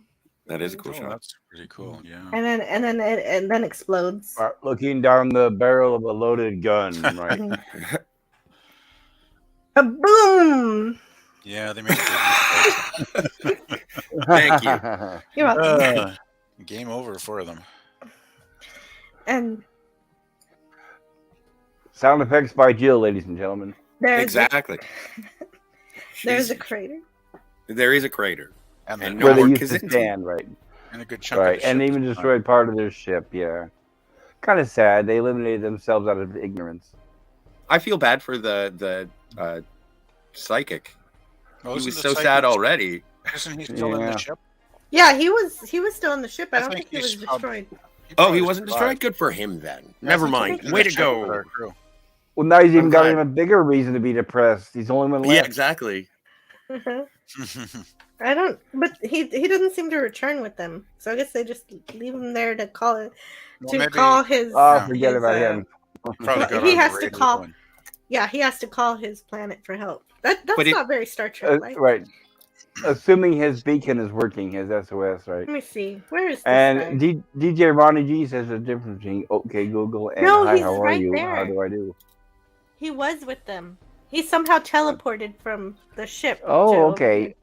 Well, they were all so excited. They all want to get out there and watch and see what was going to happen. Mhm. So he was. I guess killed. his psychic abilities were sort of stunted Oh, at he this was point. there. Yeah, he should Yeah, know I not to see get him out now. there. Darn, I thought there was a scene where he was in the ship with the crew, but I guess who knows. So the Maybe. fascinating in this episode says this is the only time that a character is killed on TAS. In this case, Oh, that's Yeah. true. Wow. A whole bunch of them. That's Yeah, it is. Pretty Yeah. brutal. Yeah, they were all Well, wiped That's out. right. because that's why. That's because they were stupid. Like anything, it doesn't require them a passcode. Then you can obviously tell that the next thing that it's going to do is give them the self-destruct fucking the self-destruct option without them knowing it. Yeah, we Well, don't, I know would. we don't know your passcode, but please give us the most brutal weapon you have. Right. Yeah, that makes sense. And what And they then would it's do like, is, sure, right, here you they could at go. least like draw straws to say, okay, you got the shortest straw. Go way over there on the other side of that mountain and push that button. Yeah. Age of Time Yeah. says, "Who's twisty my window shines?" And Eric Saunders says, "Sounds German." It does. And Age of Time says, "Weirdest sex toy ever." I'll buy that for $1. That's probably another Well, setting. yeah, that's it. Exactly. A different setting. That's great. Thanks, It would- BBP. Yeah, I It don't want went to off. think. I don't want to think the shape it takes on when you push that button. Yeah, it went off Oh, yeah. prematurely. You want me to put what in the sentient computer? No, I'm not going to do that. In the shape of a what? Huh? Oh my! Oh no. So also under fascinating, it says Star Trek: The Next Generation's arsenal of freedom also featured a long dead civilization's dormant weapons at the center of its story, and that was a good episode. It Yeah, was. that's one I of my really favorite. liked that episode. That was season 1, wasn't it? Yeah. Oh, same here. Yeah, that was one of the best I- episodes of season 1. Mhm. I would say that too. Yeah. It was more like TOS actually, that episode. It is. I think it's excellent. It definitely stands out. Once again, you know, it's. You remember now, everybody. I know you've heard it before, but you're going to hear it again. As a reminder, this was competing with Scooby Doo and Hong Kong Phooey and Dino Mutt and stuff like that. So yeah, I would say this is far superior and above that. I Age think of so Time too. says Periwinkle's ship color, and Eric Saunders says that Catians are only shown in live action in the TOS movies. Cations? Cation. Oh, the Cations. Like the Federation Council in Star Trek 4. I think. Well, there's some whoops in this episode. It says that the Oh. stars are missing behind the shuttlecraft in the scene at the beginning of the episode. And on the planet, a close-up of Sulu's head is just that. His body does not appear. I didn't notice that. Oh jeez. Shame on Sulu for that. Well, You next think you know time better I'll- by now. I know. He's got to bring his body along. You know, and I'm wondering You know about what? the, What's The that? magic belts have a cloaking device. So that he only wanted his head to be visible. He was doing it to mess with that's the Kzinti. possible. No, it's not. Yeah, and I'm It's I'm innovation error. I'm almost willing to I'm almost willing to think that the animator got a really good discount on the pink, because the paint company said, you know, we've got a whole stock of this stuff, nobody buys it. I mean, I'll give you really cheap if you buy it all up right now. And there's a scene, I don't know which one it was, where Spock, Sulu, and Uhura do not have their life support belts on, but they're still protected by their glowing fields.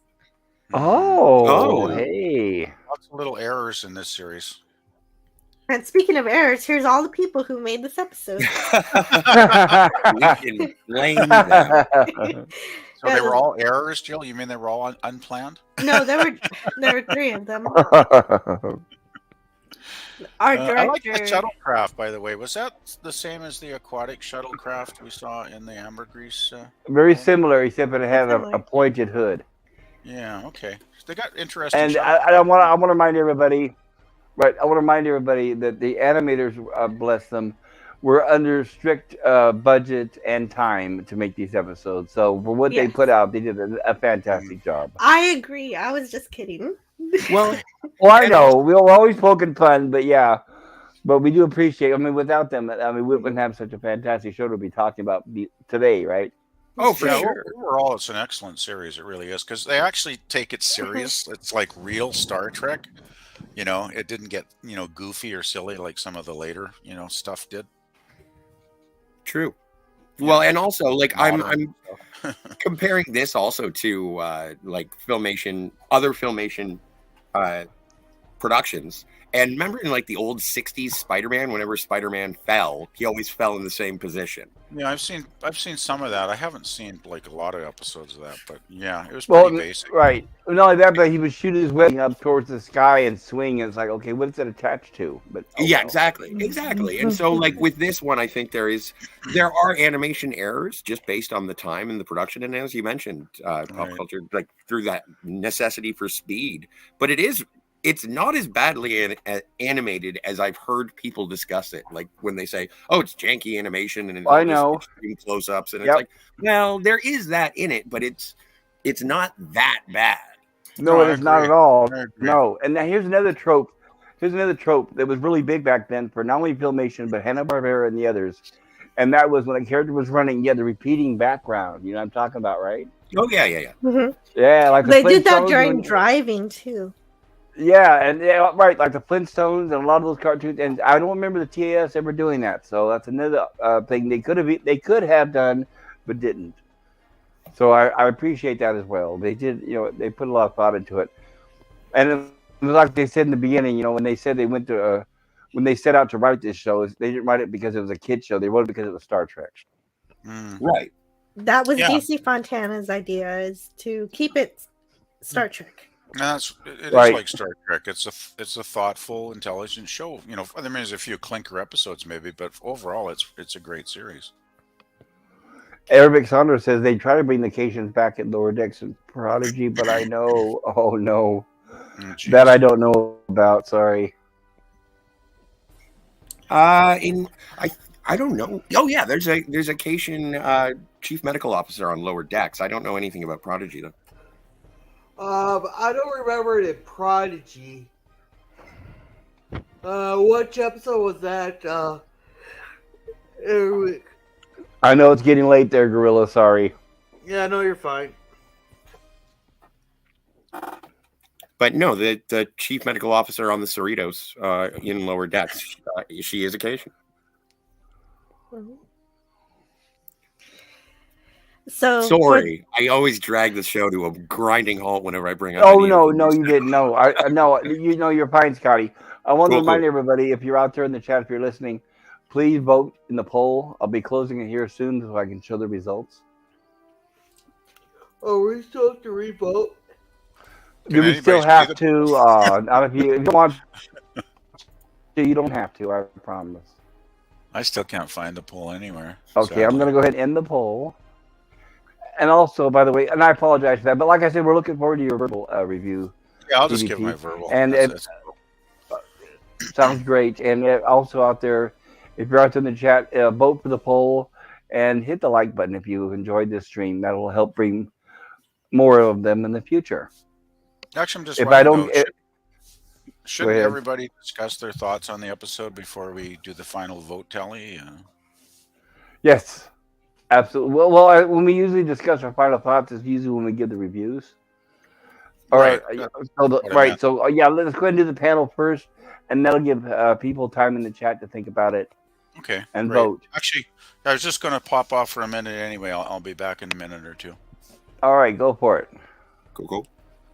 Okay, so I guess next to me. By the way these icons are arranged is not the way I did it. I think I don't know why they're arranged this way, but since you're right next to me, Gorilla, tell us your thoughts and what is your rating on this episode? So you want my token F? Huh? We want your token F, sir. My token F. We cannot have a title like this. Calling it a slave master. That is so 1850s. What are we, a bunch of barbarians? We do no longer use the term slave. We have no slaves no more. We progress. All right, no, but I had a few nitpicks on this that really bugged me, especially that nuclear explosion, all that, and really, I was kind of bored watching this episode. To be honest, I'm giving it a C. That's totally fine. Edge of Time says, is it cool if I squanch? And Arabic Saunders says, it was a kidnapped child alien in Prodigy, and Gwen opposed it. I'm surprised she didn't shoot it. Arabic Saunders says, I give it a 7. Oh, very nice. And Mr. Scotty, what would you say is your opinion and or review of this episode? I'm gonna give it a B. It loses points not for the explosion, although now that you mention it, it's going to bother me. But the slaver weapon itself, I mentioned this to Pop Culture earlier. I just find it to be a little too. It's a magic pistol that can do anything, and I appreciated the incorporation of the sentient computer onto it and it being sort of self-protecting. That was cool. Like, I thought that there was a lot that was good, and it's just a minor complaint. If I had been able to see it in live action, it probably would have been way cooler. But yeah, so yeah, B. Very nice. And I agree that setting where it knew to listen and be suspicious and go to self-destruct on its own, I thought was excellent. Yeah, that was pretty rad. And I don't know if PvP is back or not, but if not, then we're going to go next to the wonderful, fantastic, Antiderivative Jill. Jill, tell us what you think about it.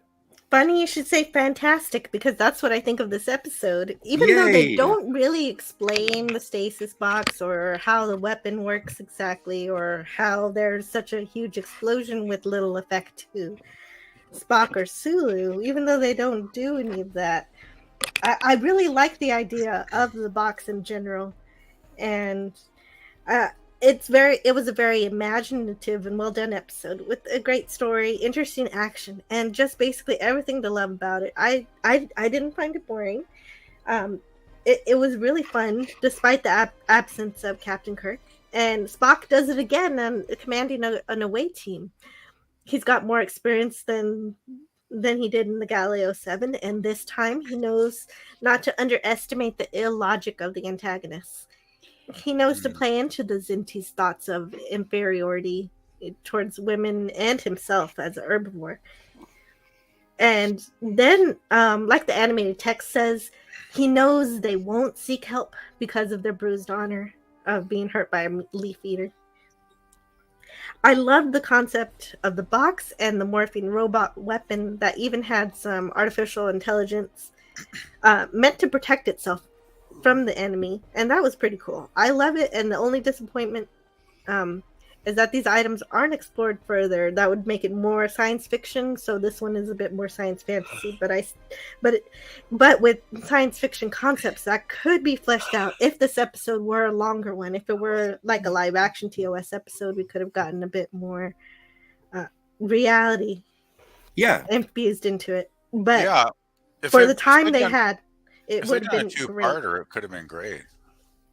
If only every science fiction TV show were written by a great science fiction author, then we'd be good to go. I would be so happy. And so that's why I give this episode an A-. Oh, Jill, the only reason you're giving it an A is because you're mad I gave it a C. No, not true. I have these pre-prepared, so... Hello, Captain Infinity. He was here for a moment. I hope you come back. You have every logical reason to make it a B or lower, but I just can't. I really feel for this episode. It's the kind of science fiction I want, and it's the kind of science fiction I get. And I guess maybe just the terribleness of everything we get currently ranks this much higher. Is the captain just trying to play with us here? He's playing. Captain Infinity is playing peekaboo. He's time traveling.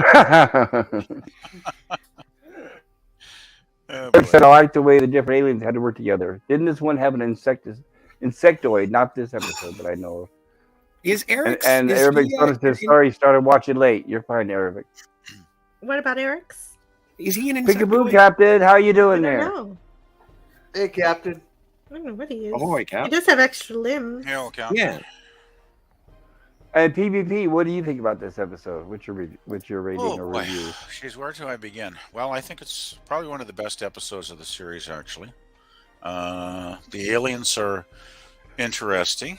The slaver weapon itself, to me, is obviously the center of the episode and the best thing about it, because it's so interesting to see a weapon that can just change into, like, I don't know how many, 6, 7 different things it changed into during the episode.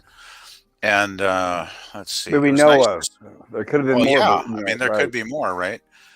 we get an episode, once again without Kirk, which is kind of nice for a change of pace. It is like Galileo 7, where Spock, is the team leader and has to use his wits, so to speak, to overcome. Because basically, I mean, they're pretty much captives through pretty much the entire episode, right? Until the aliens basically blow themselves to kingdom come by being stupid. So that was interesting, because I mean, usually our crew would find a way to get out of a situation, right? But not this time. If they hadn't blown themselves up, would they've been captives? Who knows how long? Or their target practice would have continued, right? Well, yeah, that would have been dinner. You don't. Well, they could have been, right? Eventually, right? They'd get tired of practicing on them. Another thing I enjoyed at the beginning of the episode was when Spock was talking about the stasis boxes, and there, I guess, not a huge number of them, but they were out there, and they could communicate with one another. I thought that was an interesting premise. And then did Spock mention there was one time when they opened a stasis box and it exploded? So now the Federation had strict limits on who could open them? Yes. Yeah, that's one of the that. details. That's one of the details that I didn't get to because I had an abbreviated time with this episode. So thank you for pointing that one out. You are very welcome. Thank you. But yeah, Captain, I really can you thought hear that us? was Are you able to respond, Captain? Interesting point. Maybe Captain's having mic issues, or? Yeah, probably. We okay, can't Captain. hear you, Captain. We're patient. We appreciate your presence. Right. Just let me think. I'm trying to think quickly to wrap it up, because I know everybody else wants to give their thoughts on it too.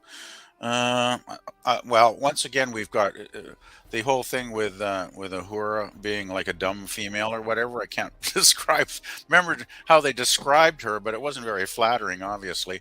And as soon as I heard that line again, I'm thinking, oh yeah, that's where they got the Ferengi idea, no doubt. Oh, that's a good call. That's a good call. Interesting. Well, yeah, but I thought, geez, actually, how did they get away with describing a woman like that in a 1970s Saturday morning cartoon? Well, I mean, wow. in Ferengi culture, the Ferengi women are actually intelligent, but in this culture, the Kzintis, they're describing the Kzinti females as dumb animals. So ostensibly, they don't have the cerebral cortex capabilities. Yeah, that's pretty harsh for a Saturday morning cartoon. It is. It's kind of crazy. I kind of thought, whoa, because I hadn't seen it in years when I watched it this morning. And it was like, wow, I can't believe they don't exactly explain their biology on the network. No, you're totally right. And if you wanted to investigate, apparently there are books about the Kzinti Wars. Really? Yes, Ola Greg was mentioning. Yeah, he read some on them, and he said they're really good. They may flesh out the how the Kzinti work. And it could be that they really are just misogynists and just pretend that the women are dumb animals, but they're not really. Well, but wait a second. What if their females are really dumb animals? By saying that, does that make you misogynist, or are you just stating the fact? No, it could be a fact. It could be a fact, or it could be exaggeration to keep them down. We don't know, because we don't know anything about their actual biology. No, but I have to point out that there are civilizations on this earth who do think like that, sadly. Yeah. Where the women are highly disrespected. I mean, there's some countries where they have to hold their faces down and cover them up in public. There are people in this country who don't think that women should vote, so they're here too. They're everywhere. Right. How long's it been since women got the vote? It's so been a while. You think people it's like 1918 or something, right? That's right. Something like that, yeah. But some people haven't quite accepted it yet, unfortunately and sadly. So I thought it was their way. It was a good way of addressing the situation without hitting it head on. I suppose, yeah. At least in my opinion. And Captain, how you doing? You have any sound yet, Captain? Just holler and say hello when you do. And I wanted to say that A+ for me. Wow. I'm trying to focus why. There's so many reasons. First of all, it's an original story. It's not like a repeat of any other episode. It's very original, which I really like. And it's something like you guys said earlier. It'd been nice if there'd have been 2 episodes, or maybe make this one an hour. And here we have a Captain is back. Testing. Can you hear me now? Yes, we do. Finally. Yeah, welcome, Captain. Hello and hello. So good to see you, Captain. Actually, nice to be seen. Pop. I was just going to give my rating. Go ahead, sir. At the end Sorry there. about that. And I just wanted to mention one more thing. I thought, like Jill thought, the weapon that converts matter into energy was kind of a weak point. It was pretty unbelievable that they'd survive. Anyway, I would probably give it an A- because I think it's probably one of the best episodes of the series. Well, I'm not going to argue that. I agree with it being one of the best episodes too. But I think one of the things that impressed me the most, which we don't see very often in Star Trek, never once did they pop open a secure communicator and say, "We better contact the ship and ask for help." Oh, that's true. So that wasn't even an option. It wasn't even an option. They dealt with it themselves. We all know because obviously the captain was, William Shatner was not called in to do his voice recording for the day. But it really made them seem isolated. It was like Jill said earlier, it was like kind of like the Galileo 7. And once again, they had no contact with the ship. But the story, the fact that, and this is a perfect example. If anybody knows, or if anybody asks you, well, what do you mean? What's the difference between New Trek and Old Trek? This is a perfect example of how they used to use professional published writers who could write unique stories and bring it to the foray and have a different plot every week without this horrible overarching season plots, which I loathe so much I can't explain. Yes. I can explain it. Yeah. What they do is they have just one episode, except it's 10 episodes, and they call it. They say, "Oh, it's like a movie, and you got to put it all together." But none of the individual episodes have their own story. Everything's so right. All the same excuses the soap operas use. Exactly. Yeah, right. Soap operas. That's exactly. Marcia's in love with John, and John's in love with Jill, and Bill's in love with Frank, and story to play out. That's exactly because that's what I was thinking. Because the people they hire are the ones that when they grew up sat home watching soap operas, so that's all they know. They never read a book. They never cracked open a book. All they know are soap operas and the Gilmore Girls. Never had a life. Never married a man. Never been with a man. I tried the Gilmore Girls, but they lost me when they didn't like Shakespeare. And they were complaining about medium is the message argument. Like, okay, you're intentionally being an idiot, and I'm turning this off. You could transcribe the Gilmore Girls, make it into a book, or you could, act out Shakespeare. So, the Gilmore Girls in War and Peace. Yeah, would you rather read the transcript of the Gilmore Girls or watch an adaptation of War and Peace? See, you're conflating the medium with the message. Well, I'll take the War and Peace. There are good books and there are cheap books. There are good quality books and there are low quality books, and same with TV shows. So. Well, at least I did watch a few of those episodes. Gilmore Girls at least did have a beginning, middle, and end to each episode. Even if I didn't like it, it was better written. Unlike Indiana Jones 5. Then what was nice Star Trek about Discovery. TV? What was nice about TV back in the 60s, 70s? Even it was square, and Prozac Snyder was happy. Well, that may be too. But the thing was, it was episodic, right? Most shows were episodic back then. Very few shows had arching plot lines that went on year after year after year. Back then there was back then there was a clear line, very obvious line between daytime programming and evening program, prime time. It used to be called prime time. And now there's not. Now, right, the daytime is over. Right now, the daytime is overran the nighttime. So everything's got the overreaching arch because they're hiring people with no imaginations. And the same writers every week. There's nothing wrong with the overarching story. Just make sure that individual episode has something for the people who may not have seen the other episodes. I agree 100%, Jill. Like, there are shows that I really like that have long plot lines running through them. Like Buffy the Vampire Slayer.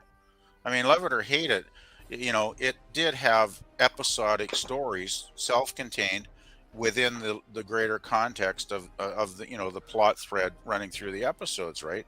And the characters grew, they developed, but you could still watch. You could probably take most episodes out of context, and they still would make sense, right?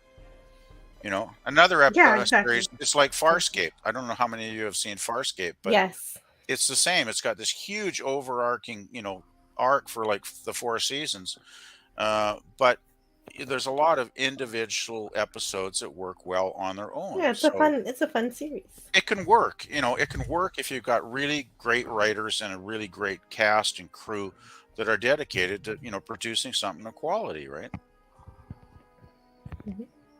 Oh, absolutely. Well, if you have good writers, absolutely. I don't know. I know it's just me, and this is an old-fashioned opinion, but I like the I like the fact that with TOS and TAS here, it's almost like you see a new writer every week. Instead of them saying, "Oh, we've only got 6 writers. It's your turn this week, and now it's your turn. Now it's your turn. Now it's your turn," which is how it is now. And you can all tell every episode now these days are written by the same 6 people sitting in that room every week who ran out of ideas, and they're saying, "Well, I remember once on Young and the Restless, Fred was on this horseback ride with so and so." I mean, even down to the blocking, where they have actors blocking, I brought it up in what was it, the Orville, where they turn around and they talk behind somebody's shoulder, who's somebody behind them, which is straight out of like a high school play.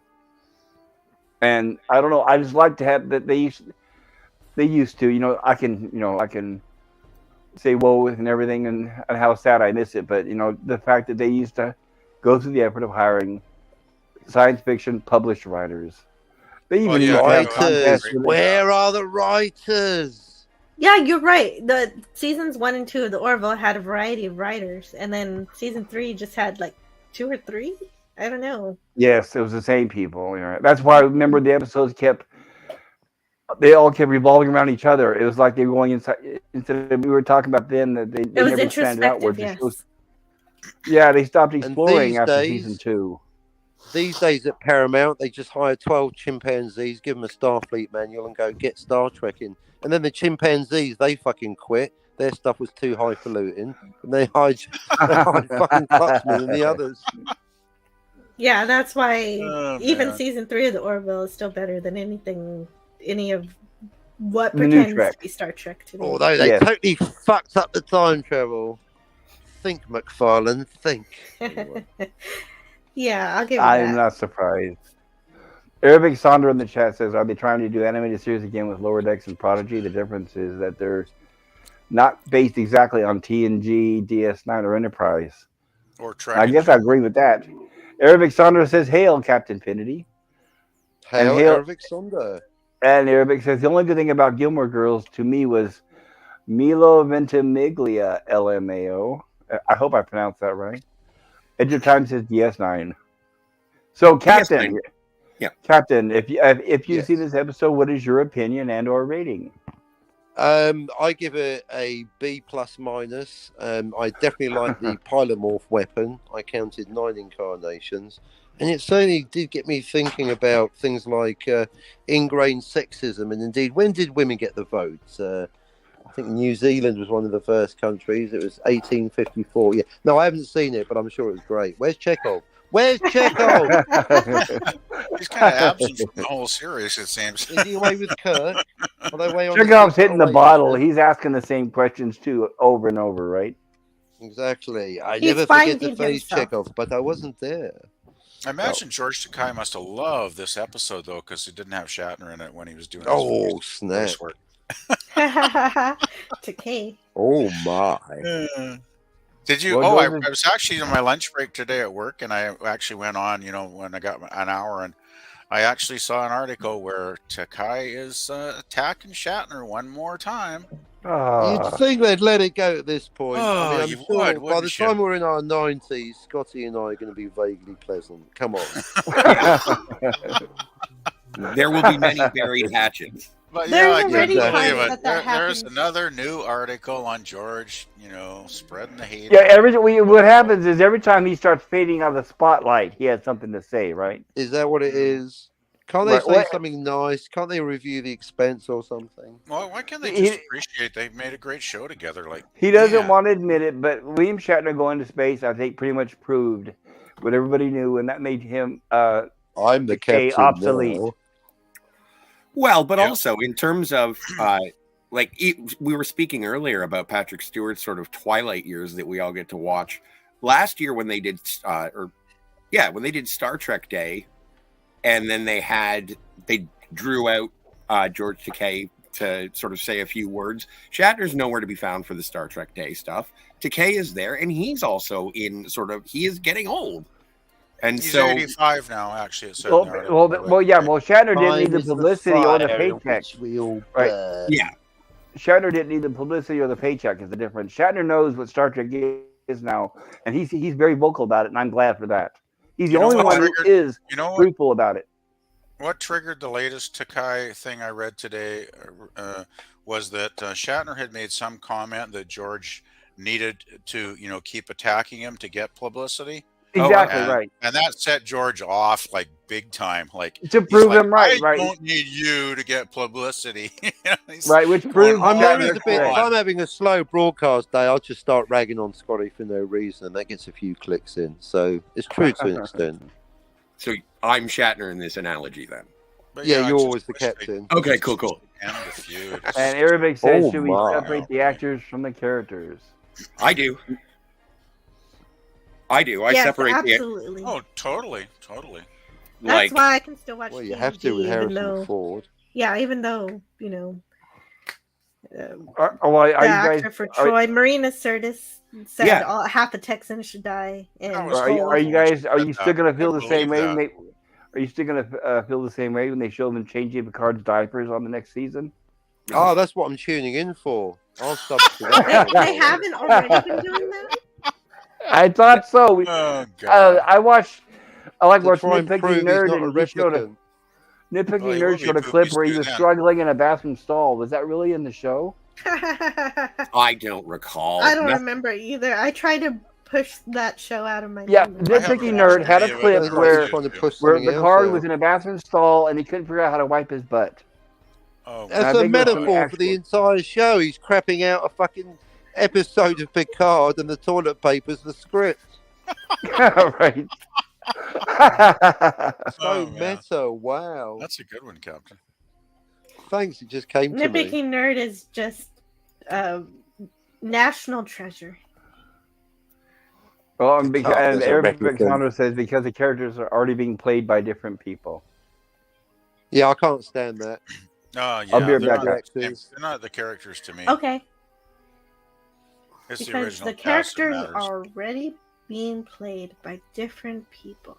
Yeah. See, that's why in Star Trek I can accept a different. Explains everything. Go ahead. Well, I can accept Pine's Kirk because he's canonically a different Kirk. He's a different person, so it's fine. Yeah, it's a different reality where it's not Star Trek. Right. But yeah, that's exactly. Oh, by the way, during my lunch break, I was reading another article about the J.J. Abrams. It was supposed to be the fourth film that hasn't happened. Oh, and yeah. I read a fourth film I hope never happens. Yeah, me too, because I read a synopsis of what the plot was going to be. Oh, God. And it was like Kirk Family Holiday meets 2001. No. What, they took the most boring elements from the Star Wars Christmas special. Said. Believe it or not, I was like, you got to be kidding. Wait. So imagine the Star Wars Holiday Special filmed by Stanley Kubrick. Oh God, I couldn't believe it when I read it. That'd be typical. I really couldn't.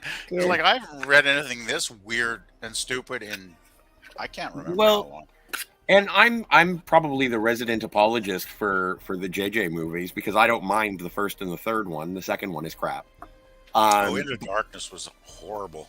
It was awful. It was awful. Film I ever saw in a theater. But when they go and when you've never seen Attack of the Killer Tomatoes? Not in the theater. Well, you've clearly never been to Fort Lauderdale. But no, I have not. The best place to see it. Captain, when you said you saw that at the midnight, was it a midnight showing?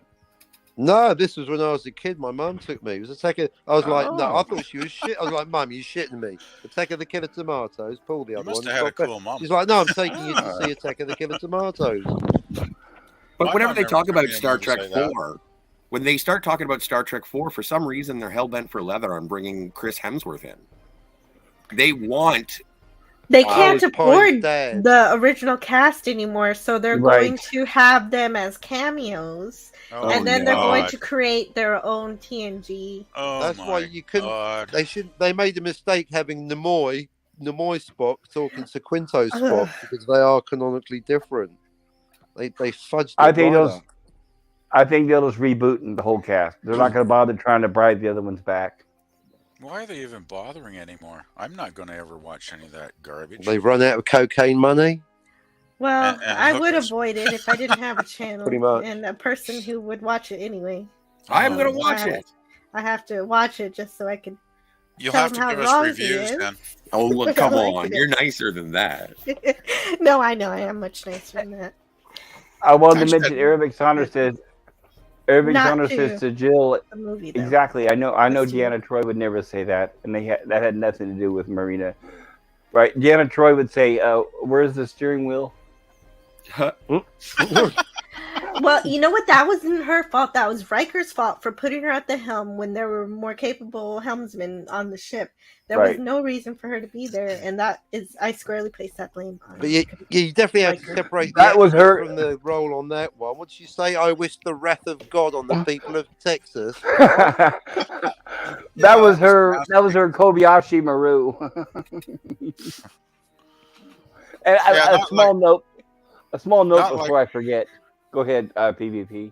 I'm just going to say it's not when Deanna took the helm. It was definitely a totally different experience from when Uhura did. Yeah, Oh, she did a real bang up job, didn't she? That's right. Explosive. I wanted to mention. I know this is a side note, and this is crazy, and this shows how old I am. But I'd like to try to find out. I'm going to look it up where the idea of a stasis box originated, because believe it or not, they even had one in an episode of Bewitched. Really? So I'm wondering where did it? Yes, I'm wondering where did it come out That's first? neat. That's a good Well, that's question. what Bewitched was. What 60s, 70s kind of time zone? It ran for 8 seasons, all the way up to 73. Okay, so it did start in the mid 60s or whatever. 65. 1965 is why the right. first season was in black and white. Yeah, 66 is when everything went in color. That was a great show. So, right. So the first season of Bewitched and IDMG were both in black and white because they were both 1965. Oh, okay. Yeah, I used to watch When that they when I was a premiered. kid. I loved that show back then. Edge of Time says, "I'm afraid I can't do that, Dave." And Arabic Saunders said, "Wow, at least she saved the saucer section." Yes, she did. Right. For what? She saved it for salvage, I guess. Ola Grace says, "What are you doing, Dave?" And Edge of Time says, "Steel's box equals bag. Stasis box equals a bag of holding." Well, it's true. She crashed the ship, but Spot did not die. Yeah, she saved Spock. So you crashed the ship to save a cat? Yes. The needs of the few Sounds like an outweigh equal the trade, needs sure. of the many. And Arabic Saunders says it's in a museum now. You mean the Enterprise or the Stasis box? Both. The Enterprise D isn't in a museum, is it? The saucer might be. Because there are shipyards and whatnot. And Actually, there was a video I watched, I think, a week or two ago that was put up recently by Adam Savage. You know, the guy that used to be on MythBusters. Yeah. Oh, He has yeah. his own channel, and he actually had it's the National Museum in Washington, I think, has the original Enterprise, the 11-foot model or whatever. Oh yeah. And yeah, he actually went and talked to the Well, the conservator. Smithsonian. Wait, when you see Yes, the the original 11 foot, Smithsonian has it too. Yeah, the right? Smithsonian. You know what, that was it. when you see the Yeah, they original went- 11 foot model, you mean the TOS model? Yeah, the original 11-foot TOS model. He went Oh, down right. and No, actually right. viewed I it. thought you were talking about next generation model. No. The TOS model, he was there with the curator that's in charge Yes. of everything, and they were talking about restorations that have been done over the years, and it was really, really a really fascinating video. Then It that was, would have been except- literally a pop culture curator. Yeah, Well, definitely. I did. Right, and I did share that on that same video. I watched it. I shared it out on Twitter. It's really interesting. And I have to say, as somebody who's done camera work myself, and I've been a videographer, the first thing I would have done was kick the guy who filmed it in the nuts, because he seemed to focus on the 3 talking heads instead of the ship. There's so much Physical he could have assault. zoomed in on and got detail on that ship as they were talking. It's like they had to keep saying, "No, go over and What look if at that guy was Chris Rock? He'd be like, "Not again." But they had to tell the cameraman, "Look, no, don't look at us. Look at the ship. You know, show what we're." Yeah. They told him at Yeah. least 3 or 4 times. It was nice, though, how they talked about a lot of the original paint was still on the model, and they were pointing out the different colors and hues that, Yeah. you know, Yep.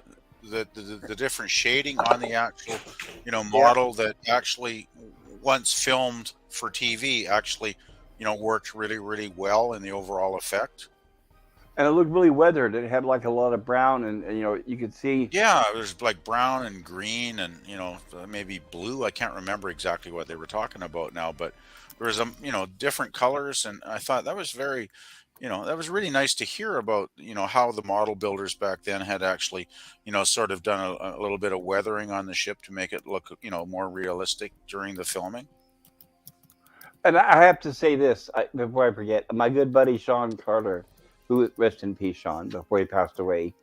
Oh gosh, sorry. The actual the decals of the lettering of that 11-foot model, he bought them off eBay. The remaining the sheet. Oh wow. Yes, the sheet that had those letters peeled out. You can see where they removed the NCC 1701, and it also had an extra spare. But it was the actual huge sheet that had the actual decals that were used on that model. Wow. Well, eBay can be quite a source for things. It was. I mean, that was like something very impressive. When he showed it to me, it was like, wow. Wow. I never realized that. Wow. And as they did mention in that Adam Savage video, it's going once again, it's going through another upgrade. It's been through several, by the way. And this upgrade apparently is to add LEDs because they want to try to get any lights that were adding heat to it out of there. Because they didn't want to warp the wood and the plastic. Huh. Yeah, I wonder if they're actually ever going to put it back on display. Like it used to be hanging, I think, from the ceiling. Yes. I think they said. But they've got it all braced up now because I guess they're afraid that, the nacelles are going to start to sag or whatever. Sag, which they eventually do. So they said that it's going to go back. It's going to go back up. That that's the thing, too. The lady who was describing it, who's in charge of that exhibit, she really honestly seemed like a fan, and I appreciated that. She did. Yeah. Sagging the really loved it. That sounds so sad that they're warping like that. And not in the good way that they should be. Warping, how ironic. Oh, right. The ship was originally meant to be, on a pole, I think they said during the video. Yes, one pole. It was designed to balance on one pole in the center. And it apparently does balance beautifully. From what they and said the sails in the are at warp factor 2. Unfortunately, the hull is at warp factor 1. Well, that's the thing, though. If they were put it on display on the pole, would it damage the model? Like, they'd have to find the perfect way to safely display it. I must say, even this handsome Playmobil Enterprise that I have here, very careful set of engineering to get it all balanced. So I'm having to figure it all out right now. No sagging on the nacelles. Yeah. And you're going to do a video of it, of the whole reveal, right? Yeah, Jill, I know. I'm sorry that I know it's getting late, everybody. Well, I do have to go. My son's been sick, and I think I feel something coming on myself, and I want to see if I can have enough time to get my review done for tomorrow, so I can sleep and maybe. Well, thank you, Jill. I hope you feel better. Yeah, no, I'm not. I'm just maybe just being paranoid from his illness. I don't know. No, well, it's better to take precautions, though. So I don't want to stop the fun or anything. So I'm gonna go and I'm gonna go watch the episode and go to sleep. See you, Jill. Good on you, Jill. Again. Thank you, Jill. Good night. Wonderful job as usual. Wonderful job. Yeah. Thank you. And join me tomorrow. And no matter how I feel, I'm gonna have my show, Court Martial, tomorrow around noon. Wait, is that the one where Kirk gets blamed for the a red alert there? Then the turns out to be yeah, that's the court case one with the lawyer with all the books. Yes. Yes. It's one of the court case ones. Remember now, we have at least 2 out of this season coming. That was the very first episode of TOS I ever saw, by the way. And that's the lawyer he's Good memory, right? Sorry, say that I again, remember Gorilla? it because as a kid I was so disappointed. I think of Picard and the lawyer, different lawyer. He slept with the lawyer. Yes, ex-girlfriend, if that's what you mean. And anyway, let's let Jill go for the night. Thank you, Jill. See you, Jill. Thanks again. Yeah, Jill. Good night. Feel better. I hope you're well. I'm okay so far. So thank you. Well, I hope it stays that way. Take care. Bye. Yeah, I was thinking too. Yeah. Jill. Jim had a prior relationship with the lawyer in court martial, and there's another clip that I have in my Star Trek bloopers from that episode. We've been covering all these episodes that I have bloopers that I haven't even shown, and I'd like to try to squeeze some of those the in bloopers sometime. are pretty good. Yeah, and there's one specifically from that episode where the woman says, "Is it okay if I kiss the lonely star of a ship captain?" or something like that, but she messes it up. But yeah, maybe one of these days we'll try to eventually show those bloopers coming up. Edge of Time says, "Get your sagginess out of here. I'll twist your window shine." How many minutes of bloopers are there? I mean, I remember seeing 15 minutes total, 3 5-minute reels. Yeah, so there weren't a huge number, were there really? I think I've probably seen most of them by now, actually. Yeah, I think I'm gonna head out to it. It's getting to be 11:30. All right, Gorilla. Yeah, totally understandable, Gorilla. And I will talk to you tomorrow. Yep, we'll see you guys tomorrow. Cool, man. Thank you again. Yeah. And Captain Divinity lost his internet. Sorry to hear that, Captain. Jeez, Captain's having trouble. And Captain Divinity says, "Thank you for having me on, Pop. We'll remain in the chat. And it is my pleasure, Captain, anytime at all. We'd love to have your insight and your humor here." Eric Soner says, "You guys need to learn episode names." I know. Yes, we do. Funny you brought that up. If there isn't a nitpicking thing that gets after me that gets to me is when I'm watching streams and people say, "Hey, you remember that great movie where I don't remember, but there was something exciting and I don't remember the name of the movie," and they go on and on and on and on and on about a movie they don't even know about and they can't even remember the name. So yes. So it's like, remember that great movie with what's his face? Yeah, it was great. Remember, it had the best scene ever, right? Yeah, right. Yeah, it's pretty funny. Well, and I hate to be the next person to jump the ship, but I am also getting up to be about midnight 30. So I'm gonna go and get myself to bed. I should probably head out soon too then. Well, but thank you so much, Pop Culture. I appreciate it when I can come and hang out and play. PvP, good to see you. Thank you, everybody in the chat and everybody on the panel. Scotty. Yeah, we'll have a good pleasure was all mine. Cheers, guys. And bye-bye. I will do that for you, sir. Yeah, I'll talk to you guys later. Anymore, so okay, night. Cheers. Anyway, Pop, wow, just you and me, I guess, and just you and me, yeah. Yeah, I guess I'll be almost 9:30 here, and I probably should put some supper on one of these days. So right, and I have my dog here trying to. They're kind of giving me the hint they want to go outside, but it's funny. Yeah, I guess it's about time to scuttle the ship.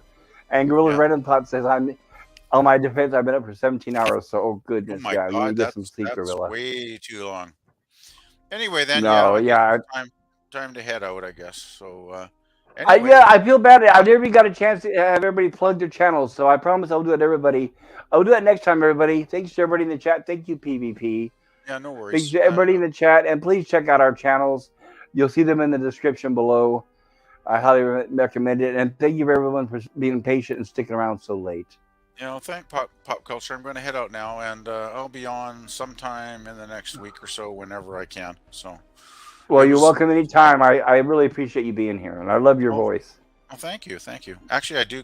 I've had people say I have a voice for radio, but unfortunately, radio's kind of dead now because it's all automated. I don't think they even have DJs anymore, do they? That was actually a dream. I would have loved to have been a DJ playing rock and roll. I thought about that when I was young too. Yes. Yeah, but never happened. Oh well. Anyway. No, and now they're all okay. Yes, thank you. Yeah, okay. I was going to say, now they're all politically motivated, so I don't want to listen to the radio anymore. Yeah, and it's like classic rock. You got to play the same song over 1,000 times, over and over and over again. So, anyway, have a good one, and we will see you soon. All right, take care. You too. And thanks. Bye.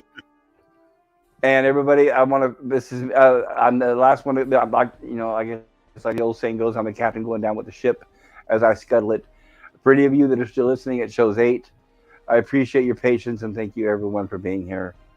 I really love TAS, and please join us tomorrow on Antiderivative Jill's channel, where we're going to cover TOS episode Court Martial, and then Wednesday on my channel. I really seriously, sincerely, from the bottom of my heart, invite you all to join my Gilligan's Island stream on Wednesday with Gorilla's Random Thoughts and myself. If you like Gilligan's Island, and if you don't, come along and have some fun. And thank you all for being here, and a wonderful night, wonderful panel, wonderful chat. You guys mean everything to me. Have a great night and peace.